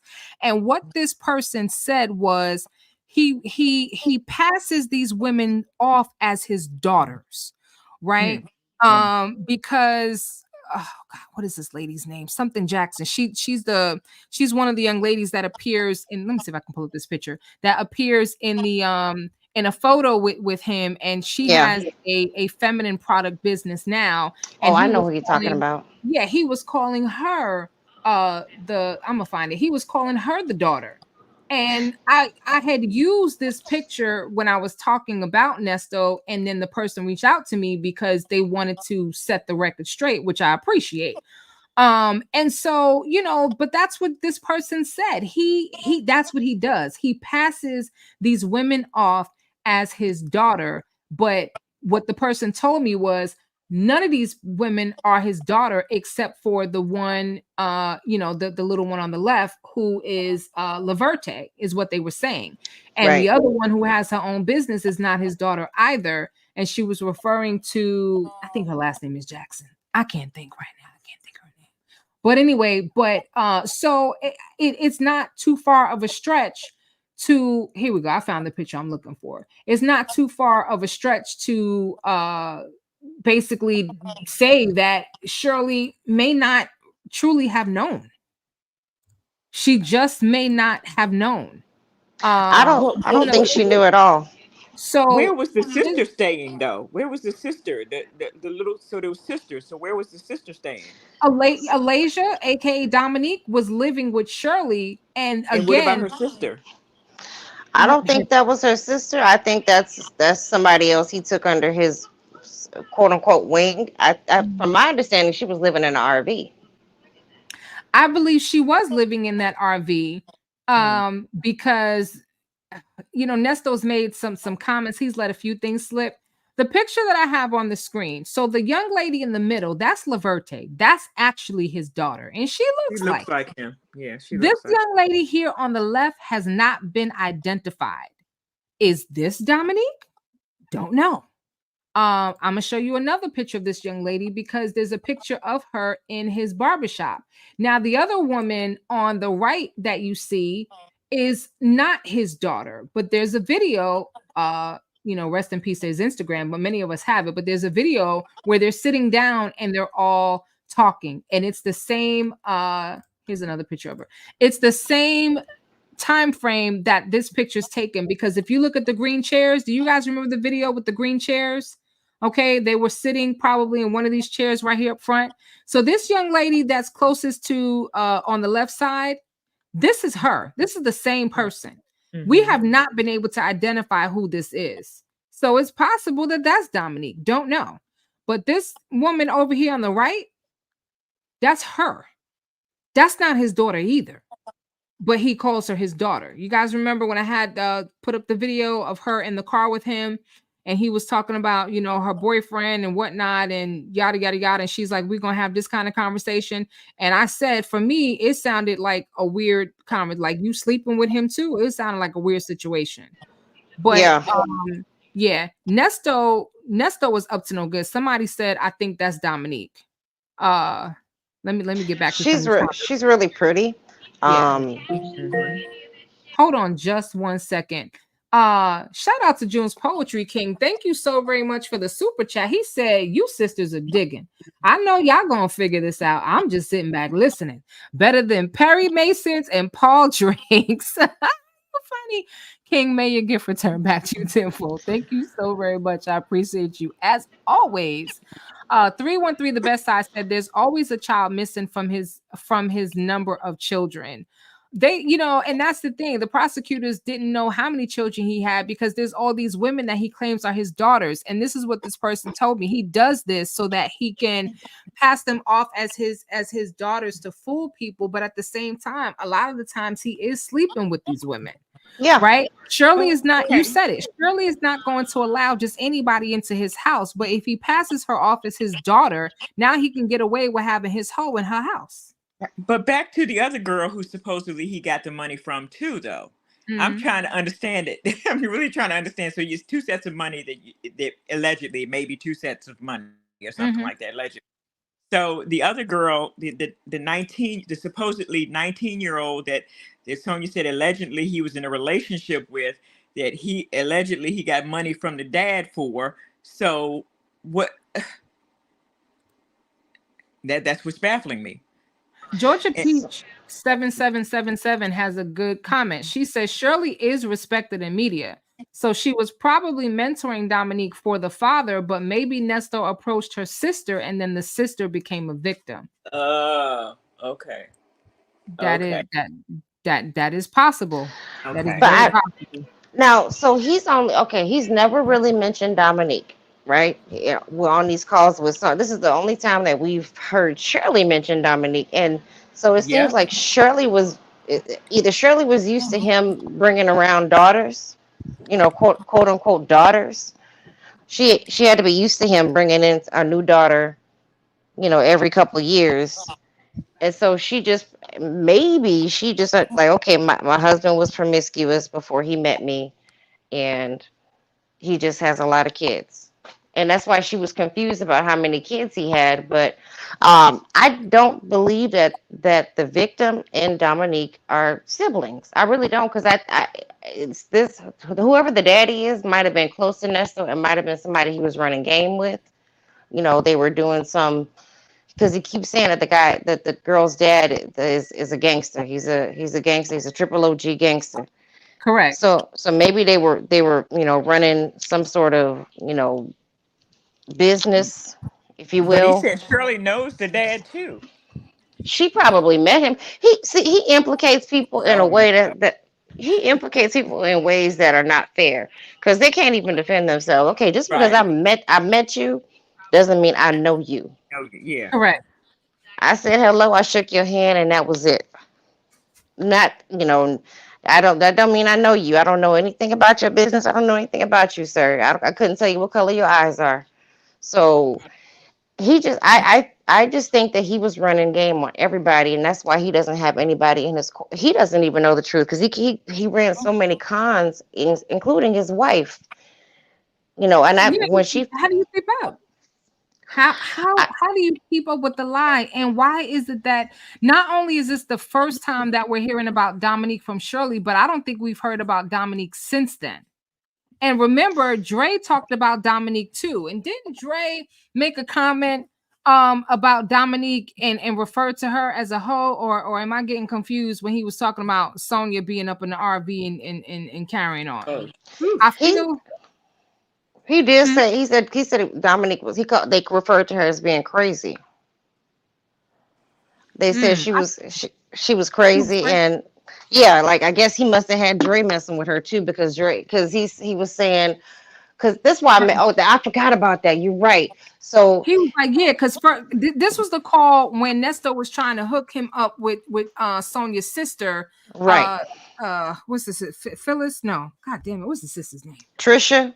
Trying to hook her up with Trisha. And he's like, well, first now you want to hook me up with this one. First it was Dominique, and he was making a comment that you find these women, you mess with them, and then you push them, you find that they're crazy, and you push them out on me.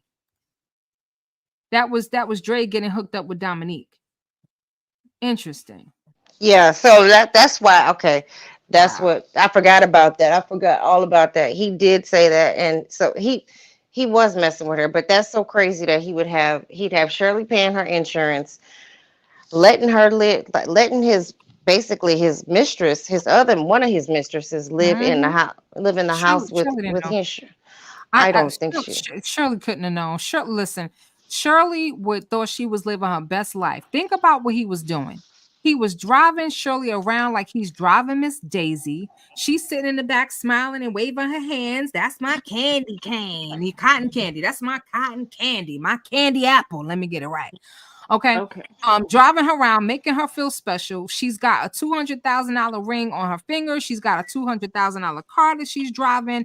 You know, he's basically looking like he's legit. Everywhere she goes, she got security, like she's the doggone president. And so he basically blinded her with all these material things so she wouldn't question. Oh yeah, this is my daughter. She ain't got a place to stay. She gonna stay with us for a little while. So yeah, we got to put her on the insurance. Remember in the text today that he supposedly said to Sonya that, remember, this is the daughter that that got the money from the dad, and the sister was jealous because he didn't want to give her the money. The dad didn't want to give her the money, so the sister was jealous. So there's a sister missing. Remember? Do you remember the text? Yeah, she's jealous of her sister. Looking at it now. That's the text that's up on the screen. That's the one that's right up on the screen. Yeah, and this is the one that PCFP highlighted, where she's saying, "This is our play daughter. Lived with us for 3 years, but we call her Dominique. This is the one the daddy gave. You know, and listen to how he talks. This is the one the daddy gave the money to because he didn't trust his daughter." Now, it's just weird language. This is the one the daddy gave the money to because he didn't trust his daughter. And so maybe you're right. Maybe this is not our victim's sister.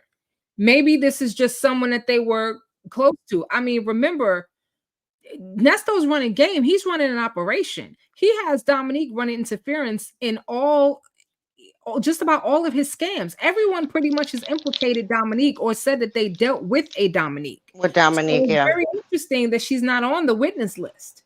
I think she's the unindicted co-conspirator. Yeah, definitely. Oh, they listen, they're gonna get to it, and especially after we doing these these lives and stuff, we're helping them out. So he says this is the one the daddy gave the money to because he didn't trust his daughter. He didn't say because he didn't trust her sister, because he didn't trust her daughter. Then he says blank was very jealous of her because her father favored Alasia more. You know what that tells me? They were not sisters. They were not sisters. This is very clear.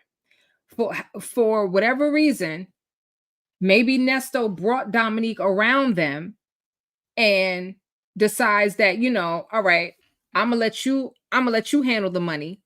I'm not gonna give it to our victim because I don't trust her. Or it could be that Nesto is running game on Sonya and all this is a lie. To be honest with you. The daddy may have given the money to Dominique because Dominique collected money for Nesto. She collected money before. She had checks written to her. She had a car brought to her. You know who also met with Dominique is Melanie Scratchen.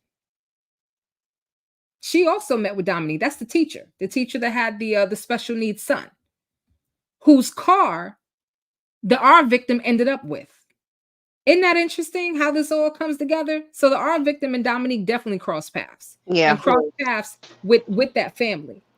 He says the daddy gave the money to her because he didn't trust his daughter.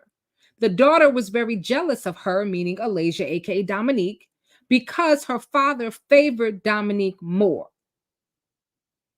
Now, either that is the truth or that's just a lie. If it's a lie, it makes sense. Because it just means the daddy handed off the money to Dominique for whatever Nesto was supposed to be doing for our victim, but he's trying to separate himself from it. So he's taking himself out the picture and just saying, oh, she gave the money. Yeah, he had Dominique living in his house because, like you said, that's the unindicted co-conspirator. That's Jay Vickers said that there was a check wrote out to her too. Absolutely, there was. Gail Bickham wrote out a check to her. I just don't remember the amount. I think it was $2,000 or $5,000. And so, yeah, they're not sisters, but they were together. They were connected. So did the father not put the money in Nesto's hand, but put the money in, I'm sorry, Glorious Love. I meant to bring you up. I'm so sorry, love. Did the father put the money in Dominique's hand and not in Nesto's hand? And that's what he's really trying to say? or were there two different payments made? It doesn't make sense because I don't believe these. I don't believe they were siblings. I don't think they were siblings at all. Go ahead, Gloria. Sorry. No, I'm kind of, I'm wrapping my mind around this, and I'm kind of agreeing with you now that it could be, well, at least I'm agreeing that there's a possibility that they weren't. But it may have been some sick, twisted kind of, well, may not allegedly some sick, twisted kind of whatever that was, which makes it even, in my opinion, look even worse. Yeah. This is so hard because you can't trust what Nesto says. Georgia Peach says she thinks he is lying to Sonya. He knows he couldn't tell her the truth about that connection because Sonya, she run her mouth. Right, Sonya is with him, right? And 313 said, I have been wondering what they were going to do about Dominique. Unindicted co-conspirator seems correct.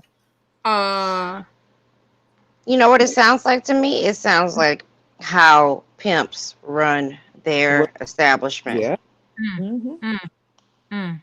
So he may not have been, putting them out there on the corner, but he had them running games and just as bad, running financial crimes with him. So sign your name on here. So, I need you to go down to this station and take out this loan from me, or do this, or cash this check for me. I can't cash it, implicating themselves. You're right. Jay Vickers said the victim said Nesto told her to write the promo check to Dominique instead of him.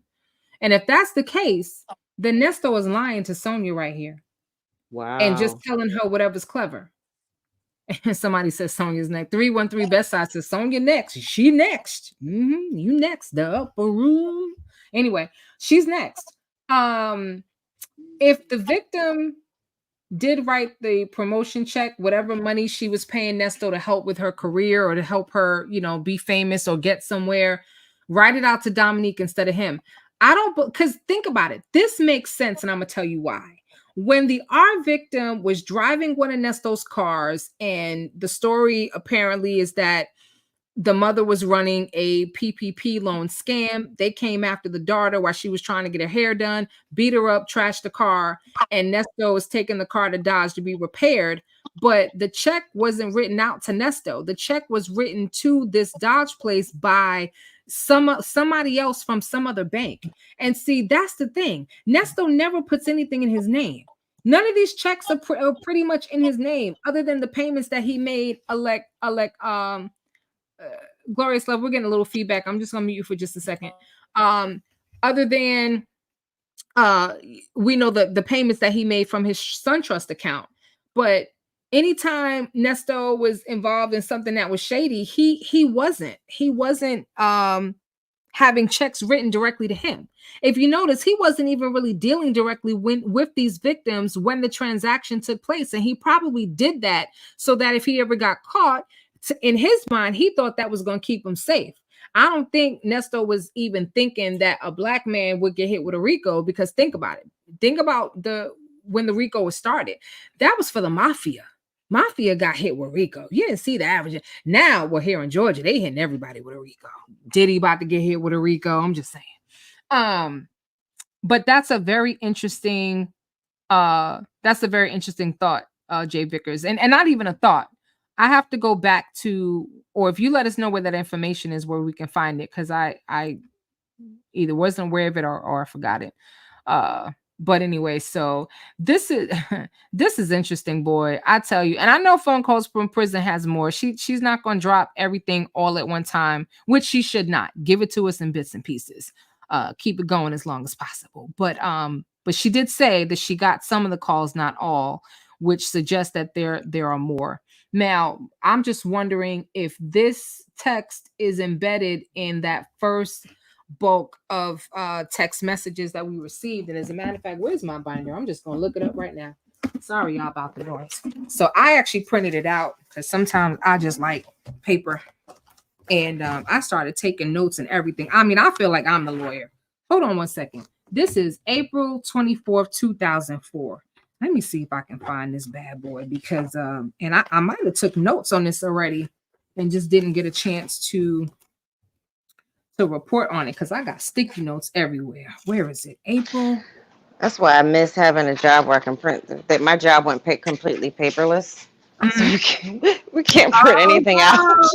See, they messed up by putting they messed up by putting a printer in my office. So I have a personal printer, plus I have the printer that is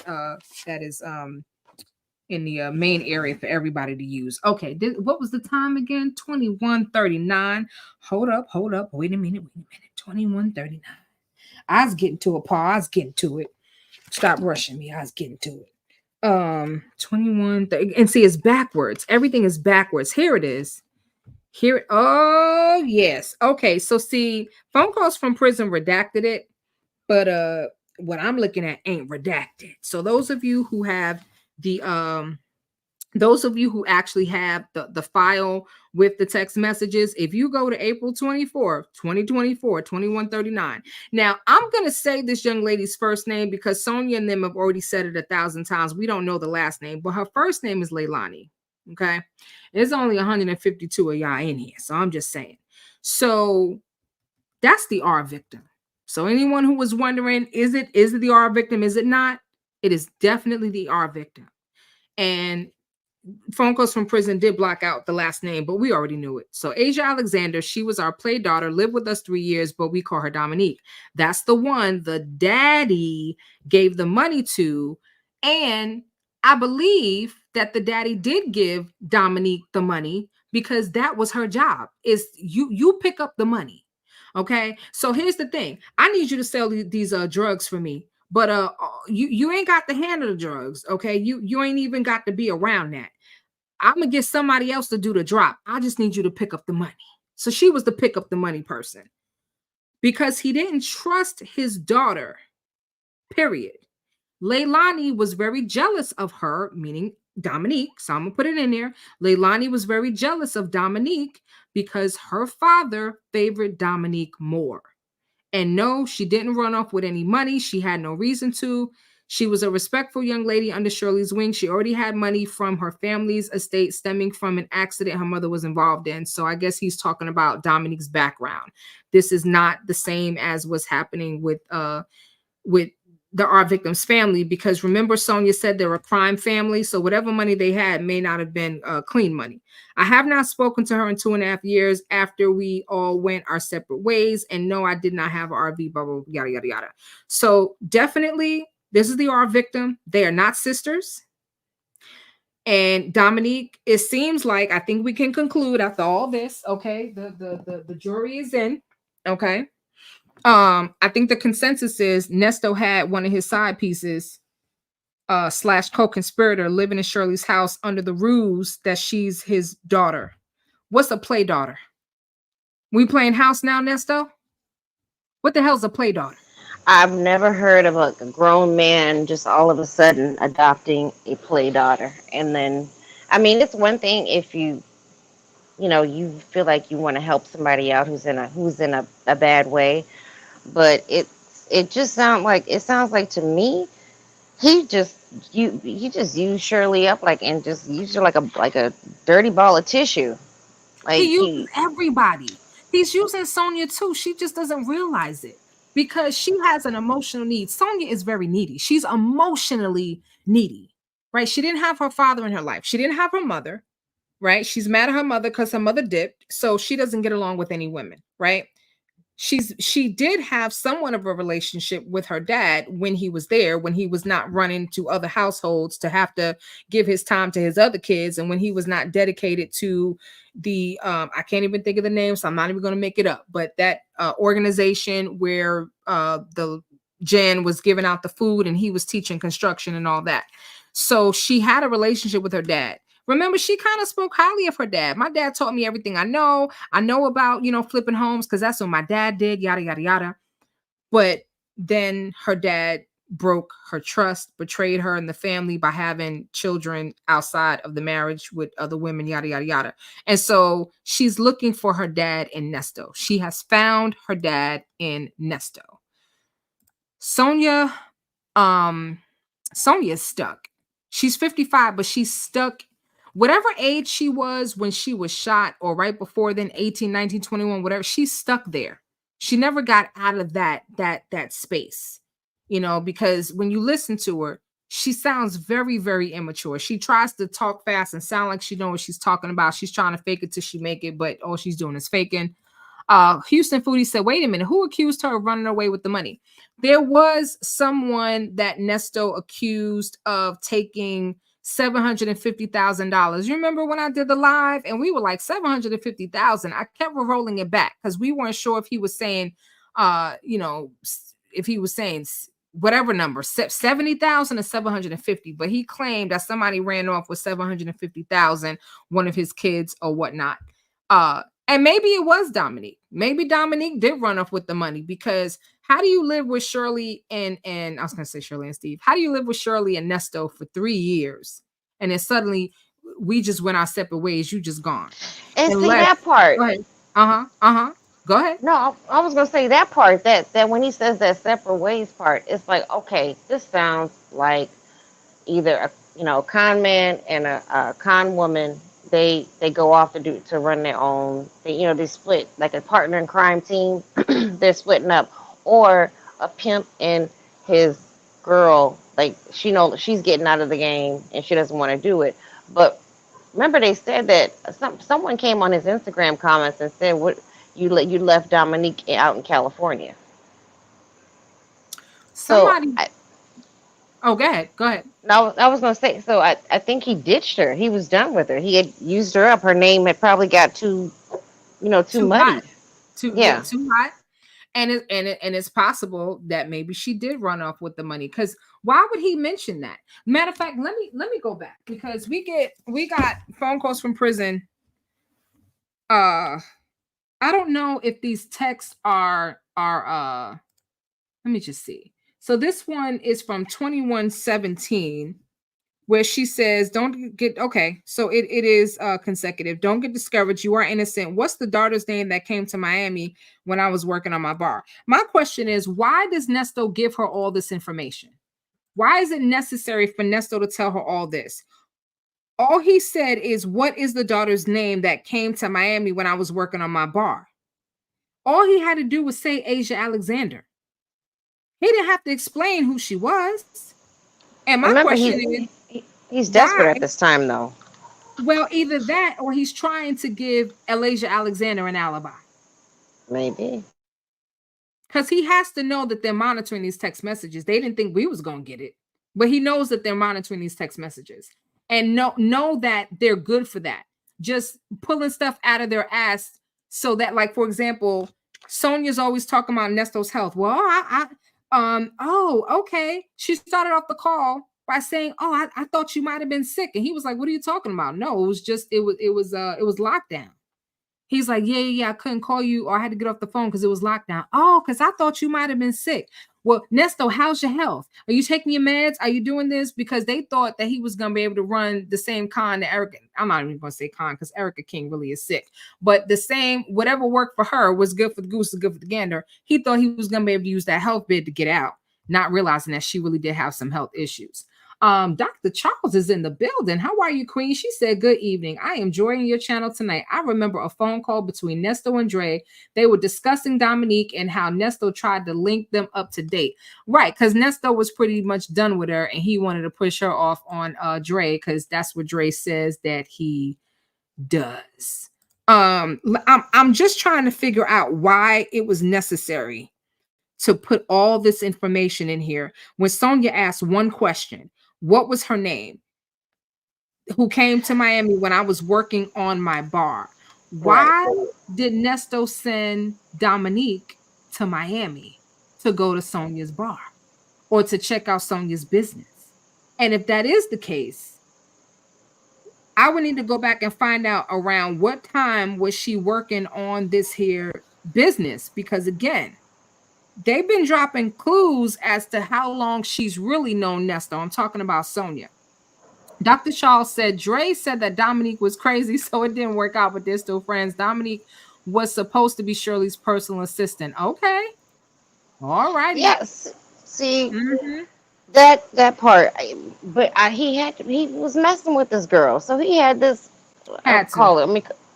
Had to. She was a girl at the time. So I'm calling her a woman now. So this young woman, he's messing with this woman, and yet he's making his wife, he even convinced his wife, who he's got total control over, pay for Dominique's insurance, give her, give her a place to stay, and like be all up in Shirley's business and keep tabs on what she's doing. It's the audacity. It's not even audacity. It's just It's you the are lot. where you supposed to be at, bruh. Nobody Yeah. feels sorry for you. It's the And that lot. all the health scam, he just might be sick. He might be getting sicker because he is in jail. And I personally don't think he's gonna make it too much longer in jail, because he's not gonna get he may or may not get the treatment that he needs, but he doesn't speak up for himself, and he's not articulate. So I think he already had high blood pressure. Mm-hmm. And he was taking, I think the stuff that he was taking, that liquid V, I think that's herbal, but it still raises your blood pressure. So he was Yeah. already out here. Doing all type of stuff. Now I'm looking at a this is the same day, but this is earlier that day. This is about 3:40 in the afternoon. Sonya says them nosy ass bloggers was the one that dug up the marriage shit, which you weren't knowing still married at the time. No worries there. You were told y'all were divorced. Can't trust females at all. Oh, Edith either. So again, this is Sonya trying to create a cover, or some type of cover for Nesto, or some type of defense to say, oh, he didn't know. And I'm reading down furthermore. This is where I have some of the notes, because some of the stuff Sonya's talking about, I don't think she should be talking about. Sonya says at same day at 3:23 p.m. Or actually the time's a little off, but whatever, because the whole punch cut it off. She says, yes, we're on it. Looking for Martha's number. Is it in your contact? I have Nikki's number from 2021. So at this point, Sonya's gotten into Nesto's phone, and she's just over here calling everybody. Okay, Martha's on the witness list, I believe. You may not want to call Martha. I'm just saying. He says, no, I don't have her on my contacts, meaning Martha. If you look on the document for filing divorce, the contact should be on it. Dre might also have her number and Facebook. When me and Shirley were married, she was there with us. Dre can attest to it. Dre can attest to every damn thing. Dre can attest to it. Carol Lamar called me on the wedding day and said that she want to get back with me. Dre can attest to it. Ebony Steele called me on the wedding day and said she's sorry and she want to spin the block and come on back. Dre can attest to it. I'm so sick of that. Anyway, he says, my youngest daughter was Flower Girl. It's all on Instagram. Are they attempting to add Rico this or next month? They've been threatening that for almost 2 years now. Do you think last night's activity hurt or helped me? Because they knew about none of what you're saying until today. So what Nesto was referring to is that he went on Bible Lady's YouTube channel live and ran his damn mouth. Jay Vickers, Right. I'm gonna come back to your comment in just a second. And Houston Foodie is a couple other comments I'm gonna come back to, and 313 side, I'm gonna come right back to it. And so here he is having doubts. And Sonya replies, no, it didn't hurt you. Oh, really? So your coach is just going to say whatever sounds good. She's going to say whatever tickles her pickle. She's a yes person. Excuse me. She's a yes person. Everything is yes, Nesto. Oh, no, don't worry. Why would you want somebody by your side who's not going to tell you what you need to hear, but just what you want to hear? And he knows. Do you think last night's activity hurt or helped me? No, it didn't hurt you. Of course, she's not going to admit to it because it was her idea. She pushed that. I don't believe Nesto was like, yeah, get Bible Lady. I want to go on her show. I want to go on her show. Girl, she, I don't think she's interested in him anymore. She's not attracted to him anymore, because Sonya, like you said a few minutes ago, Sonya is a wounded person. Mm-hmm. She likes a man who's gonna mistreat her and talk crazy to her, because you could tell when he gets aggressive with her, she responds, and she responds positively. except when she was trying to break up with him. But that was just her way of, you know, she wanted to end this right then and there, but she realized she likes the attention that this is bringing her. Because whatever ghetto hood she hangs out in, the $2 Tuesday clubs that she goes to, out there, she's popular. She's somebody who is looked at as, oh, she's loyal soil. So she's not attracted to him anymore. So she is. I don't think so either. I mean, I think that she's attracted to what used to be. She's attracted to the pre-incarcerated Nesto. You know, but seeing him with the big old beard and the glasses and whatnot, he looks like an old ass man.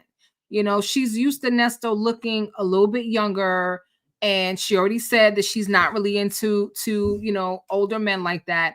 I'm gonna go back to a couple of the comments that I passed over. So Houston Foodie said, "Who did Dion say? Old girl told old girl everything."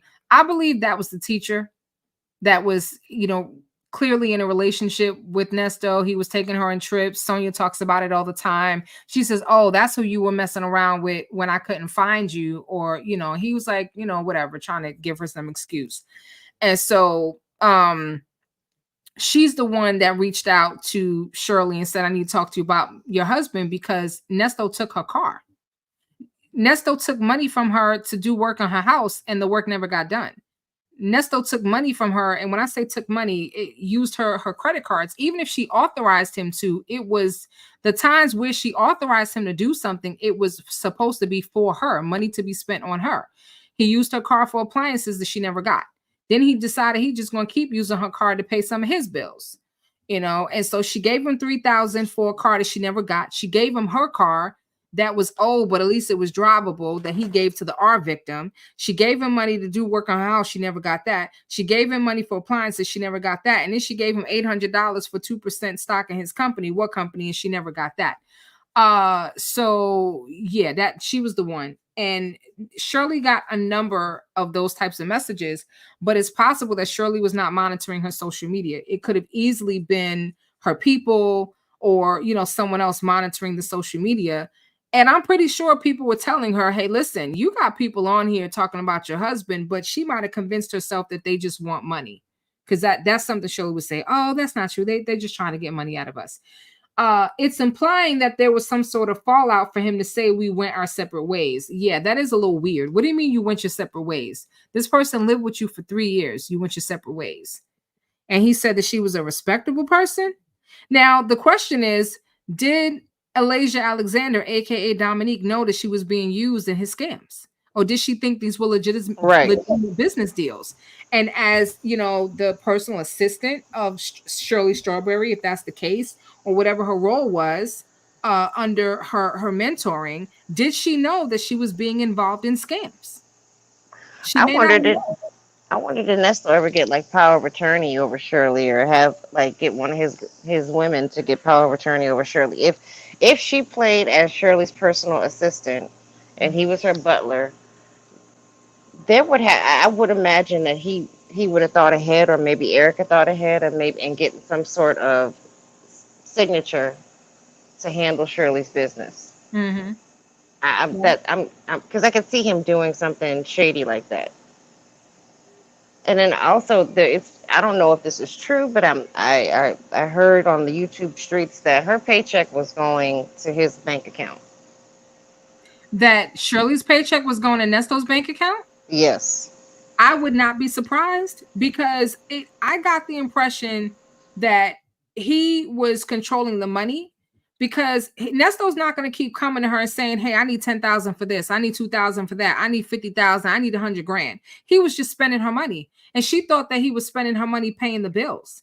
Now, he might have been paying the basic bills like the light bill. You know, you can't come home, the lights are out. He just wasn't paying the rent. And because she was Shirley Strawberry, they were able to get away with not paying the rent.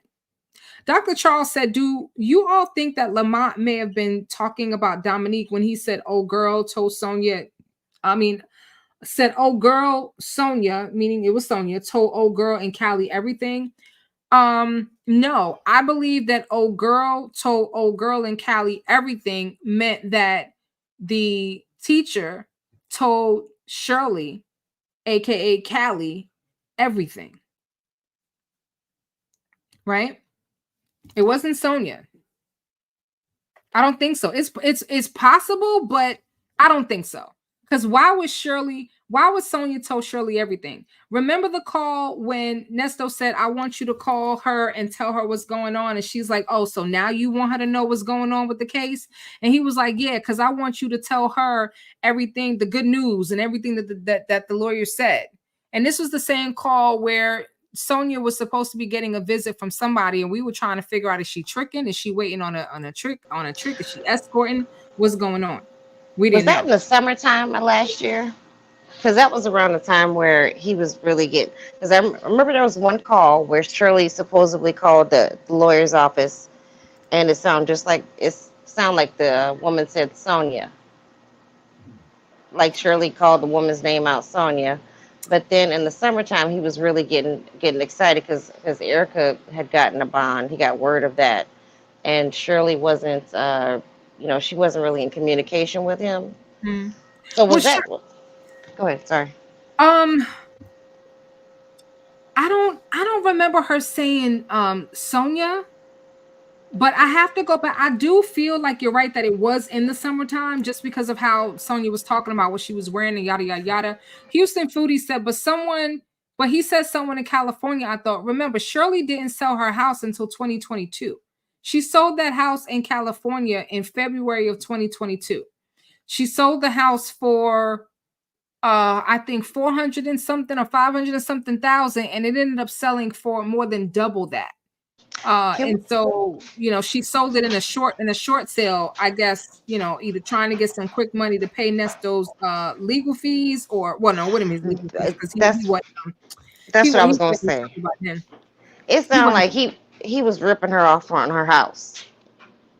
Yeah, he was all up in her money. I feel like Shirley's the type of woman where, again, she's cut from that cloth. The man is supposed to be responsible, so he might have told her, listen, you just have your money put into my account. I'm gonna take care of everything. You ain't got to worry about it. So again, I think Shirley thought that all this was being taken care of. Shirley still had her house in California. It had not been sold yet. So, and he might have said that in Cali to throw people off, because remember, they were trying to talk in code. She knows she was there with Hazel. Oh wow. You know what? I don't know who was it that told me that Sonya met Nesto um through his barbershop because she was trying to get a job. It wasn't necessarily, and maybe she did meet Nesto at the gas station. Where's the comment? Who said that they were laughing when Nesto said that he had saved her number as As gas gas stations. I missed that text gas message. I station see, Sonia. girl. I'm trying to find the comment. I can't find the comment, but yeah, he did. He saved her name on the gas station Sonia. So they may have initially potentially met at a gas station, but I was told by someone that she was trying to get a job at that barbershop. And 313 Bestside says she knows she was there with Hazel. Sonia had a whole lot to say about Hazel, and it wasn't good. And I'm trying to figure out, what woman in Nesto's life does Sonya have anything good to say about? Because for me, nobody and nothing. Nobody and nothing. She don't have anything good to say about anybody, any female that's in Nesto's life. Other than maybe the one daughter who, act like she don't know what's going on, Laverte. I guess Laverte don't want to get on Nesto's bad side. I don't know. Laverte doesn't really talk to him. Like when she gets on that phone and she's like, all right. When they called her about her mama, she's like, all right, y'all. Because Sonya was being a little too fresh with her. I don't know why Yeah. she would get I don't know why she would get records from this state. And I'm like, wait, before I say something to you, all right, y'all, I'm gonna let y'all go. Y'all take care. Love you, Dad. Hmm. Because Sonya was being just a little too out of pocket in that sense, where she's asking, she was trying to tell her, oh, go look at the wherever it was posted at Chronicle, whatever.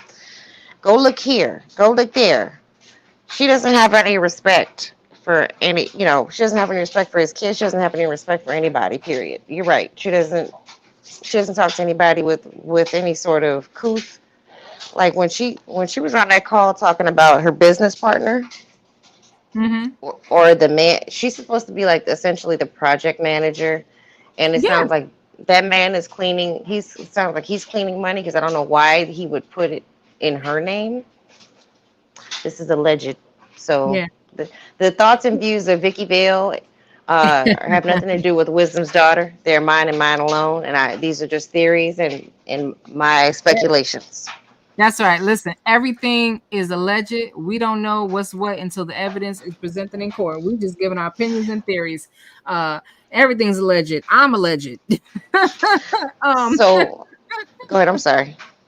no, you're fine. I'm just laughing. You're fine. Go ahead. I was gonna say she doesn't like when she's talking about this guy. He's okay. Obviously, he needs her. Needed her at a certain point because something wasn't right with his game where he couldn't put it in his name. When you check his records now, like check the business records now, it's in his name. So Yeah, for what? he had that Nesto's what did he call it? Nesto's, it wasn't Nesto Security. That was one business. But what was the No, main? I'm talking about Low. Oh, low. Got you. So Low put his business was in Sonia's name at the time where she was discussing this, and when Mm-hmm. she's talking about, well, he's just gonna have to buy me out. He's gonna have to give me 100, just give me 150,000, because you ain't getting no, not or something. What was she saying? Not no interest or anything like that. Yeah, Just she was saying that she will have to pay him back with no interest because he's a business partner and he's a part of this business. And she said, well, she said he's the bank. He's also my partner, but he's the bank, meaning he was paying for everything basically. And she was saying, well, you just buying extra stuff and making it more expensive. That's more money I'm gonna have to pay you back because here's the thing: if the business was in her name and he's her silent partner or he's the financier but her partner, basically he's footing the money. He's an investor. right. She's saying partner. I think he was an investor and she was going to give him a portion of the business. I don't know if he was so much as a partner, but he definitely seemed like he was an investor. And but she's going to have to pay back whatever she borrowed to him. And she's basically trying to say, well, if he wants to cut and run now, he's going to have to just buy me out. He can't just leave the business, but absolutely he can. Absolutely, he can, unless they Yes, he had can. something in writing. You ain't paying for anything because Sonya didn't have any money. Sonya was working as a manager for a strip club. She didn't have any money. Why would she be working as a manager? Why would she be working if she had money and she had that kind of money to put into a business? And what other businesses was Sonya running? Sonya had them homes, and her dad probably helped her get that, And and I she couldn't think even keep that. she couldn't keep She that. messed that up. Sonya I think can't hold water. her daddy left her probably those businesses because he's like, okay, this is my stupid child, so she may need some help in the future, and I'm just going to leave this to her. This is going to be her legacy. She'll be able to live off of this and manage this, which is a good plan. If you have a child who's just in and out of trouble and you just want to leave them something that you believe that they're going to manage and take care of and that they'll be good at, great. She's too busy running the streets. And it's okay to run the streets if but don't be involving other people's money in your street running. Like, don't be like, taking from other people and stealing people's identities and using people's names, and run the streets under your own name and go to jail for whatever you do. That's it, and that's all. Everybody's running game on everybody. Mm-hmm. And that's what I said before. Nesto is running a con on Sonya. Sonya's trying to run a con on Nesto. All right. Nesto's trying to use Bible Lady. Bible Lady's trying to use Nesto. Nesto got all these girls. Every girl that come into his life is his daughter. I wouldn't be surprised if he tried to pass off the teacher as his daughter to some people. But I guess, he that probably didn't work. Maybe she was a little bit older. I don't know. Maybe she was too old to look like his daughter. But, he likes them young. SC Tyndale said Erica and him were working a fix your credit program. They were working we're going to help you with your social media image. And I know people that have had businesses like that where they're like, listen, I can help you increase your followers. I'm going to tell you what to do. I'll help you market yourself and yada, yada, yada. And it's legit.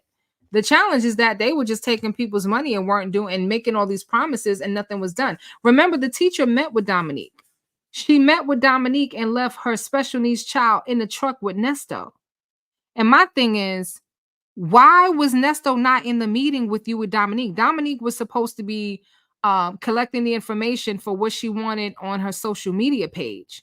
And my thing was, my first thought is, you left, well, she didn't know it at the time, but you left your special needs child who probably can't communicate or really say, you know, or articulate what's going on with nasty ass Nesto, your child, your special needs child. But you got to When I think say special needs, I mean special needs. Okay. Is her child nonverbal? I don't know what this, and I don't want to misrepresent, but I got the feeling that, you know, because he was going to a special school, and Okay. somebody corrected me because I used the R word, not the great word, but the other R word, and they didn't I like know. that. Yeah. I grew up with that, and Me too.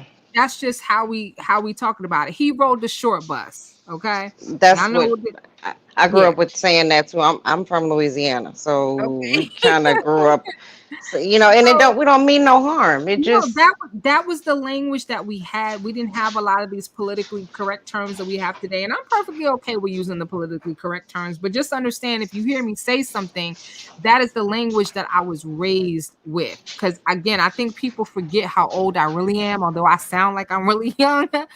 If you count all the gray hairs in my head, which you can't, because if you can count the stars in the sky, maybe you can count the gray hairs in my head, but I'm old anyway. But yeah, so he rode the short bus, and he was that kind of a child, and she left him with Nesto. And my thing is, you couldn't bring him into the RV.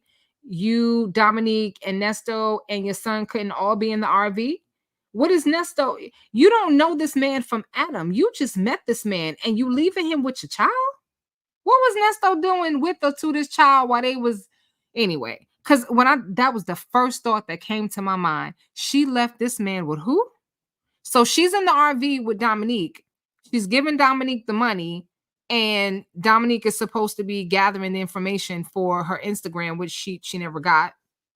And so Essie Berry has a video on her channel with one of the victims who came across Nesto. I'm just wondering, she was supposed to have a seat on his mobile barbershop, like a chair or a station.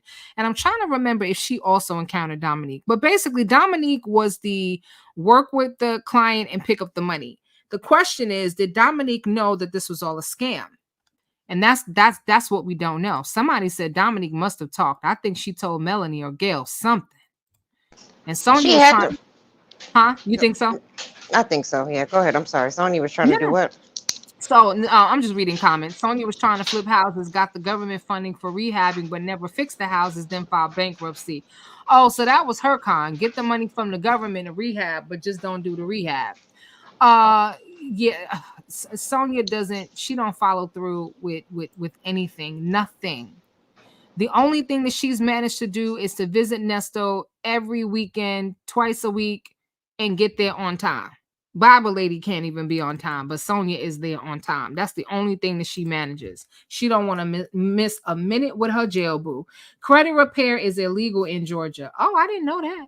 Okay, I didn't know that. Sonya had a white lawyer boyfriend. Yep, sure did. Why are you making... Somebody said, why are you making Shirley like she's innocent? Newborn piss? I'm not trying to say she's innocent. Oh my God, I'm sorry. Wait a minute. I wasn't ready. Veteran broad? I wasn't ready. Not innocent newborn piss.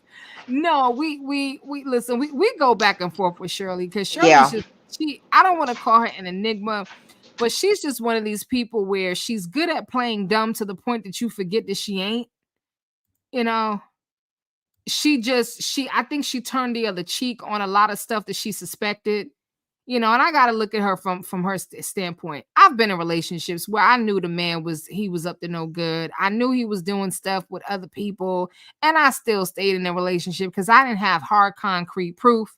Now, once I did, yeah, he kicked rocks. and kicked them mighty hard. But until then, I knew.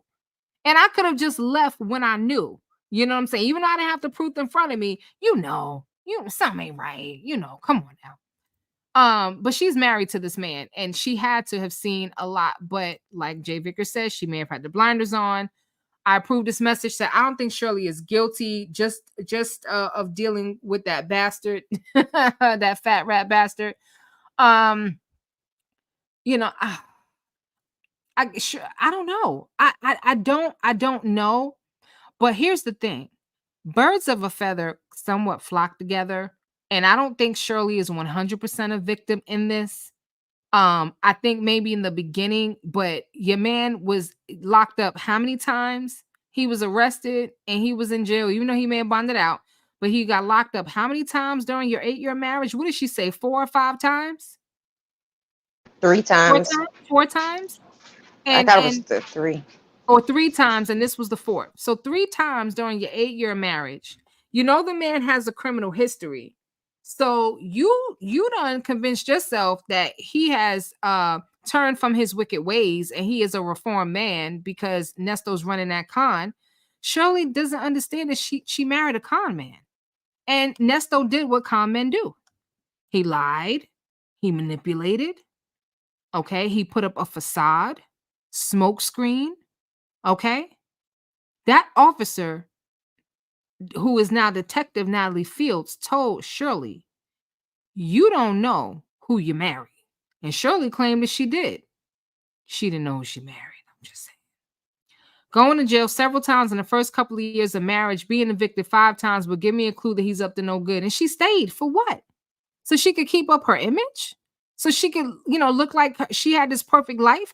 Maybe it was because she made a career out of giving people relationship advice when she probably needed somebody to give her some advice. Exactly. It's like being between a rock and a hard place. But when I tell you, this got to be the funniest damn comment I've seen in a long time. When it comes, she said, "Stop making Shirley out to be as pure as newborn piss." That's so funny. I'm sorry. I'm getting tired now, and it was just funny. But you caught me off guard. 3 times in the first year of marriage. First time 3 months after the wedding. That's correct. They got married in January, and he was picked up in May. So you're talking about February, March, April, 4 months? Nesto, really? 4 months into the marriage? And this man has been married. He's been incarcerated before. I don't know what lie he told Shirley or how he fast talked her about this. This was from my past, because Nesto did have a lot of charges that were noli pros. One charge after another kept being noli pros. So he might have told her, I didn't do anything. This is old. So maybe that's why she figured it would be all right. But come on. I would have been watching this man like a hawk. I'm gonna say this real quick, and then because I know you said you're getting tired, so I'll give my little quick final thoughts on just this scenario. I think, and this is just, and I'm not gonna be vulgar or anything. I think Ernest he's probably because he's stupid. So not stupid. I'm sorry, I shouldn't say he's stupid, because he's smart in ways that maybe we don't appreciate. Smart. Yeah, he's street smart. Yeah, that's about it. Mm-hmm. So I think he's a good lover, a very good lover, and he's into things that, like I said before, that a lot of women don't get into. And we heard Dre describe it: cowboy boots and with whatever he said, cowboy boots and dog chain or something, or a video camera or something. Hanging from the chandeliers. Mm-hmm. Yeah. So he probably a lot. When we have to kind of be honest with ourselves, just like men do it too. Like, men will stay with a crazy woman if she's a good lover, and women will stay with a bum, because generally bums specialize in being good lovers. And I think that's why he almost always has to be sexually intimate with these women, because he doesn't have the gift of gab. He can talk a lot, but he mispronounces everything, so you don't understand anything he's saying. But I would never trust going into business with somebody who talks like that. I'm sorry. You can't rub 2 things together, but you want to tell me about some money? Unless that was fake unless he was speaking more clearly, like he did with Sonya when she was releasing some information she wasn't supposed to talk about. I don't know, because Nesto goes back and forth. There's He times when he's does. very articulate. There, He and I'm like, wait, where's the does. mush mouth? Why would you say that on a recorded line? I saw. I noticed that in the more recent visits with our Bible lady, he has Mhm. slowed down a bit and he's a little more articulate. And maybe that's because he's still feeling her out, and he's just trying to be understood, and he's trying to repair his image for what, I don't know why. It's not, it's not up Mhm. to social media at this point, but Sonny's got him thinking that you're fighting the war with social media, and when that's not the case. It's you got to fight against the prosecution and convince the jury that you are innocent. You're more innocent than what all of these victims that have come forth, and they can't believe their lying eyes. They have to believe what you're saying. So I don't know why he's trying to fight with fight social media, but I think a lot of it is he's probably at one point in time, for a long period of time, not anymore because he's sick now, but he's got his sexual prowess is just probably off the chain. Shirley doesn't seem like she's a kind of freakum. She just seems like, oh, a man's taking interest in me, and he's willing to be my do boy, and he'll do everything, and he'll take care of everything, and he'll handle all of this, and that, and he'll protect me from people who he says that are trying to use me. Just listen to the way he speaks to her, though. You can Mhm. see that he had total control over her. All these questions sound like you end the call. What you doing? What you wearing? What you eat today? Your knees. You're gonna have to get knee surgery. Like just Everything. constant. Doesn't give her time to think. And then when he's done with her, when he's found out all the information that he needs to make sure that she's still miserable or she's not, he's upset that she's like kind of happy that she needs to know where she's at. That when she said Tasha and Ronald bought me a cake, cellular hat. Like he was even mad at that. You could hear the condescension in his tone. Cellular cake hat. Don't worry about that.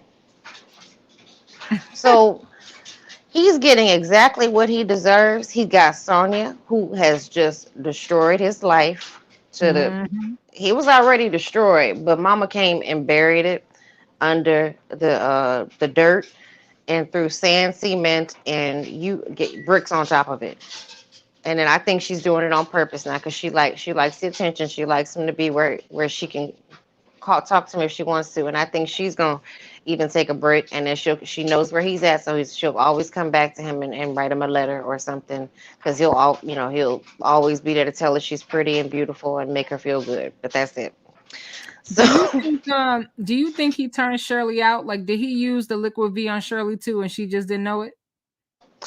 I think he's okay. So I'm just gonna say I don't think Shirley's like freaky, but I think he did turn her out, turned her on to something that she never experienced before. Because I keep saying this, Shirley, she really doesn't seem like although she was married before, and she's got a kid, she doesn't have like a lot of dating experience. She's an Yeah. older woman who didn't really date a lot, so she's she may know how to give advice and all this stuff about this and that and these situations and relationships, but until you get into it, a lot of times you have to bump your head, and some people are just head bumpers instead of listeners. And she has to Mhm. bump. She have to. I think she's the type that has to bump her head because she was in that. She was into it with him, but I think started realizing and people did talk to her and gave her the real, and he's mad because he thinks people like turned her against him. It's just she finally realized like, okay, this is real. I'm 69 years old. I don't have much. I got more. I have more years behind me than in front of me. I Mhm. may or may not have a job. I may, as long as Steve is doing this job, I'll have a job, for the time being. But I got to make this money back and pay these people off, and possibly leave my kids and my kid and my grandkids something, and take care of myself. I can't be worried about this. I can't be worried about you and your jail situation. And then I'm laughing. I'm laughing at what you said. I'm also laughing at the comments. Jay Vickers said, "I think he tried it and gave her a bit of it. Remember, he told her he was gonna whoop her ass for being sassy. Look, I agree with y'all. I think Nesto did turn her out. Nesto was using liquid Viagra because he obviously needed it. He's up there in age. He probably was experiencing erectile dysfunction. And in order for him to, that's a part of his con. Houston Foodie 713, thank you so much for the super chat. She says, those wild hairstyles on Shirley get me. Purple? I don't know if it was purple or blue or what, but she had pink hair, blonde hair, all colors. But yeah, those were the days he turned her out. Yep, definitely. And I think it just, as you were talking, it just dawned on me that maybe the reason why she hasn't come forward with any type of a book or to talk about the situation is not because she wants to bury her head in the sand, not because she wants to distance herself from it, not because she just wants to forget, and not even for the embarrassment. It could be a little bit of those, but I think the real reason is that she may have been involved in some stuff and she doesn't want to perjure herself. Nesto lies all the time, but there are times when I do believe him because he will say certain things over and over and over, and he has tried to implicate Shirley more than once. And I don't think he would implicate her if there was no reason to. I don't think he would lie about that because I do think in his own weird, sick way that he loved Shirley or thought he loved Shirley at some point. He just, Shirley isn't loyal to him. He wanted Shirley to be like a Sonya, and Shirley wasn't having that. So that's my 2 cents on that. You were getting ready to say something though. I hope you didn't lose your thought. I think she was aware something of of a foul was going on. I'm not gonna say this because she gives me Carmela Soprano type. Like if I didn't see it, it really didn't happen. I knew something was up, but I didn't really ask any questions because I know not to ask any questions because he was gonna feed me a line of BS or he was gonna probably get loud with me, and I just don't want that in my life. So because I can. Go ahead. I'm sorry. Go ahead. A lot of people disagree with me, but I can see him. He seems like the type to not, I don't want to say abusive, but he is. We can say he's emotionally abusive, but he seems like he can be like the type to grab you up if you're going too wild because he knows how to, he flips things so quick. When he says I didn't get my head bust open, I almost got my my eyes scratched out, those are euphemisms for things. So he knows how to, he just lies to her. So I think she knew not to question too many things because he was gonna lie to her and possibly give her a verbal tirade. So, and she's already been in one of those kind of relationships. So let's keep that in mind too. Her first marriage wasn't a good one. So no. it was that one was a bad one. He had a record too. I don't remember exactly what he did, but he also, her first husband had a record as well. Look at how he's holding Shirley in this picture. He is literally grabbing her shoulder, and look at her face. This smile is not the same as this smile and that smile and even that smile. Okay. She's kind of smiling here, right? And look where his hand is. He holding her tight, but this was early on in their relationship. Then he's got his hand around her waist, but then in this picture, she's looked like she like that fake smile, like, honey, you don't have to grab me so hard. Look at her. That's face. What I think. He's not like some abusive men can just be they brutalize you. I think he's more the type to grab you up, like with that old Chris Rock joke, shake you. That's what he gives me. It's like, okay, you getting out of hand, you're misbehaving, like somebody put in the chat, he said, I'm gonna have to don't make me spank your ass when I get out of here. And so she probably is fully aware of like something is not right in my marriage, but she just she kind of pushed it to the side because as long as he was treating her okay, she's just be good to me. And remember, y'all, you said it? I think you said it. She's old school. She's old. Just, I don't question my husband. He's treating me right. So if I go looking for something, I'm gonna find something. I don't want to find out.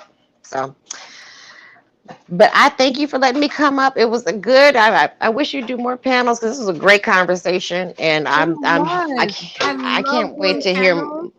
I love doing panels. I definitely want to do more. You can't wait to hear what? more Fulton County calls because that's what probably the more tea is. I know they were free calls, but they've been when the money started coming on the books. I can't wait. Uh-huh. I can't wait to hear it. But I have to get ready for my vacation, and I am not fully packed yet. So y'all have a good night. Good night to the Thank you. chat, and good night to you. Enjoy your Thank you, ma'am. vacation. Travel safe. All right. And when you get back, tell us all about it so we can live vicariously through you. I sure will. Have a good night. Thank you so much. Bye bye. Um, so yeah, so we're gonna close out soon. There's just one other thing that I'm thinking, and we're not gonna have time to discuss it, but I just want you to keep it in the back of your mind.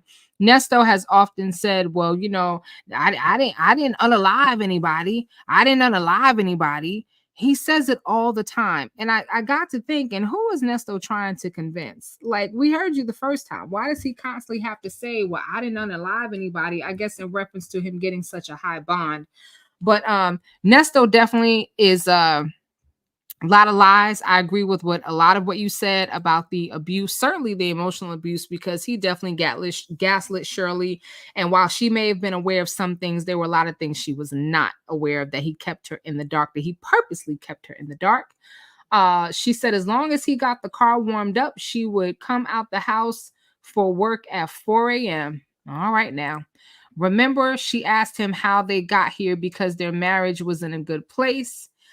And I don't know if well, she may have thought their marriage was in a good place, but I don't think that's why she asked him how we got here.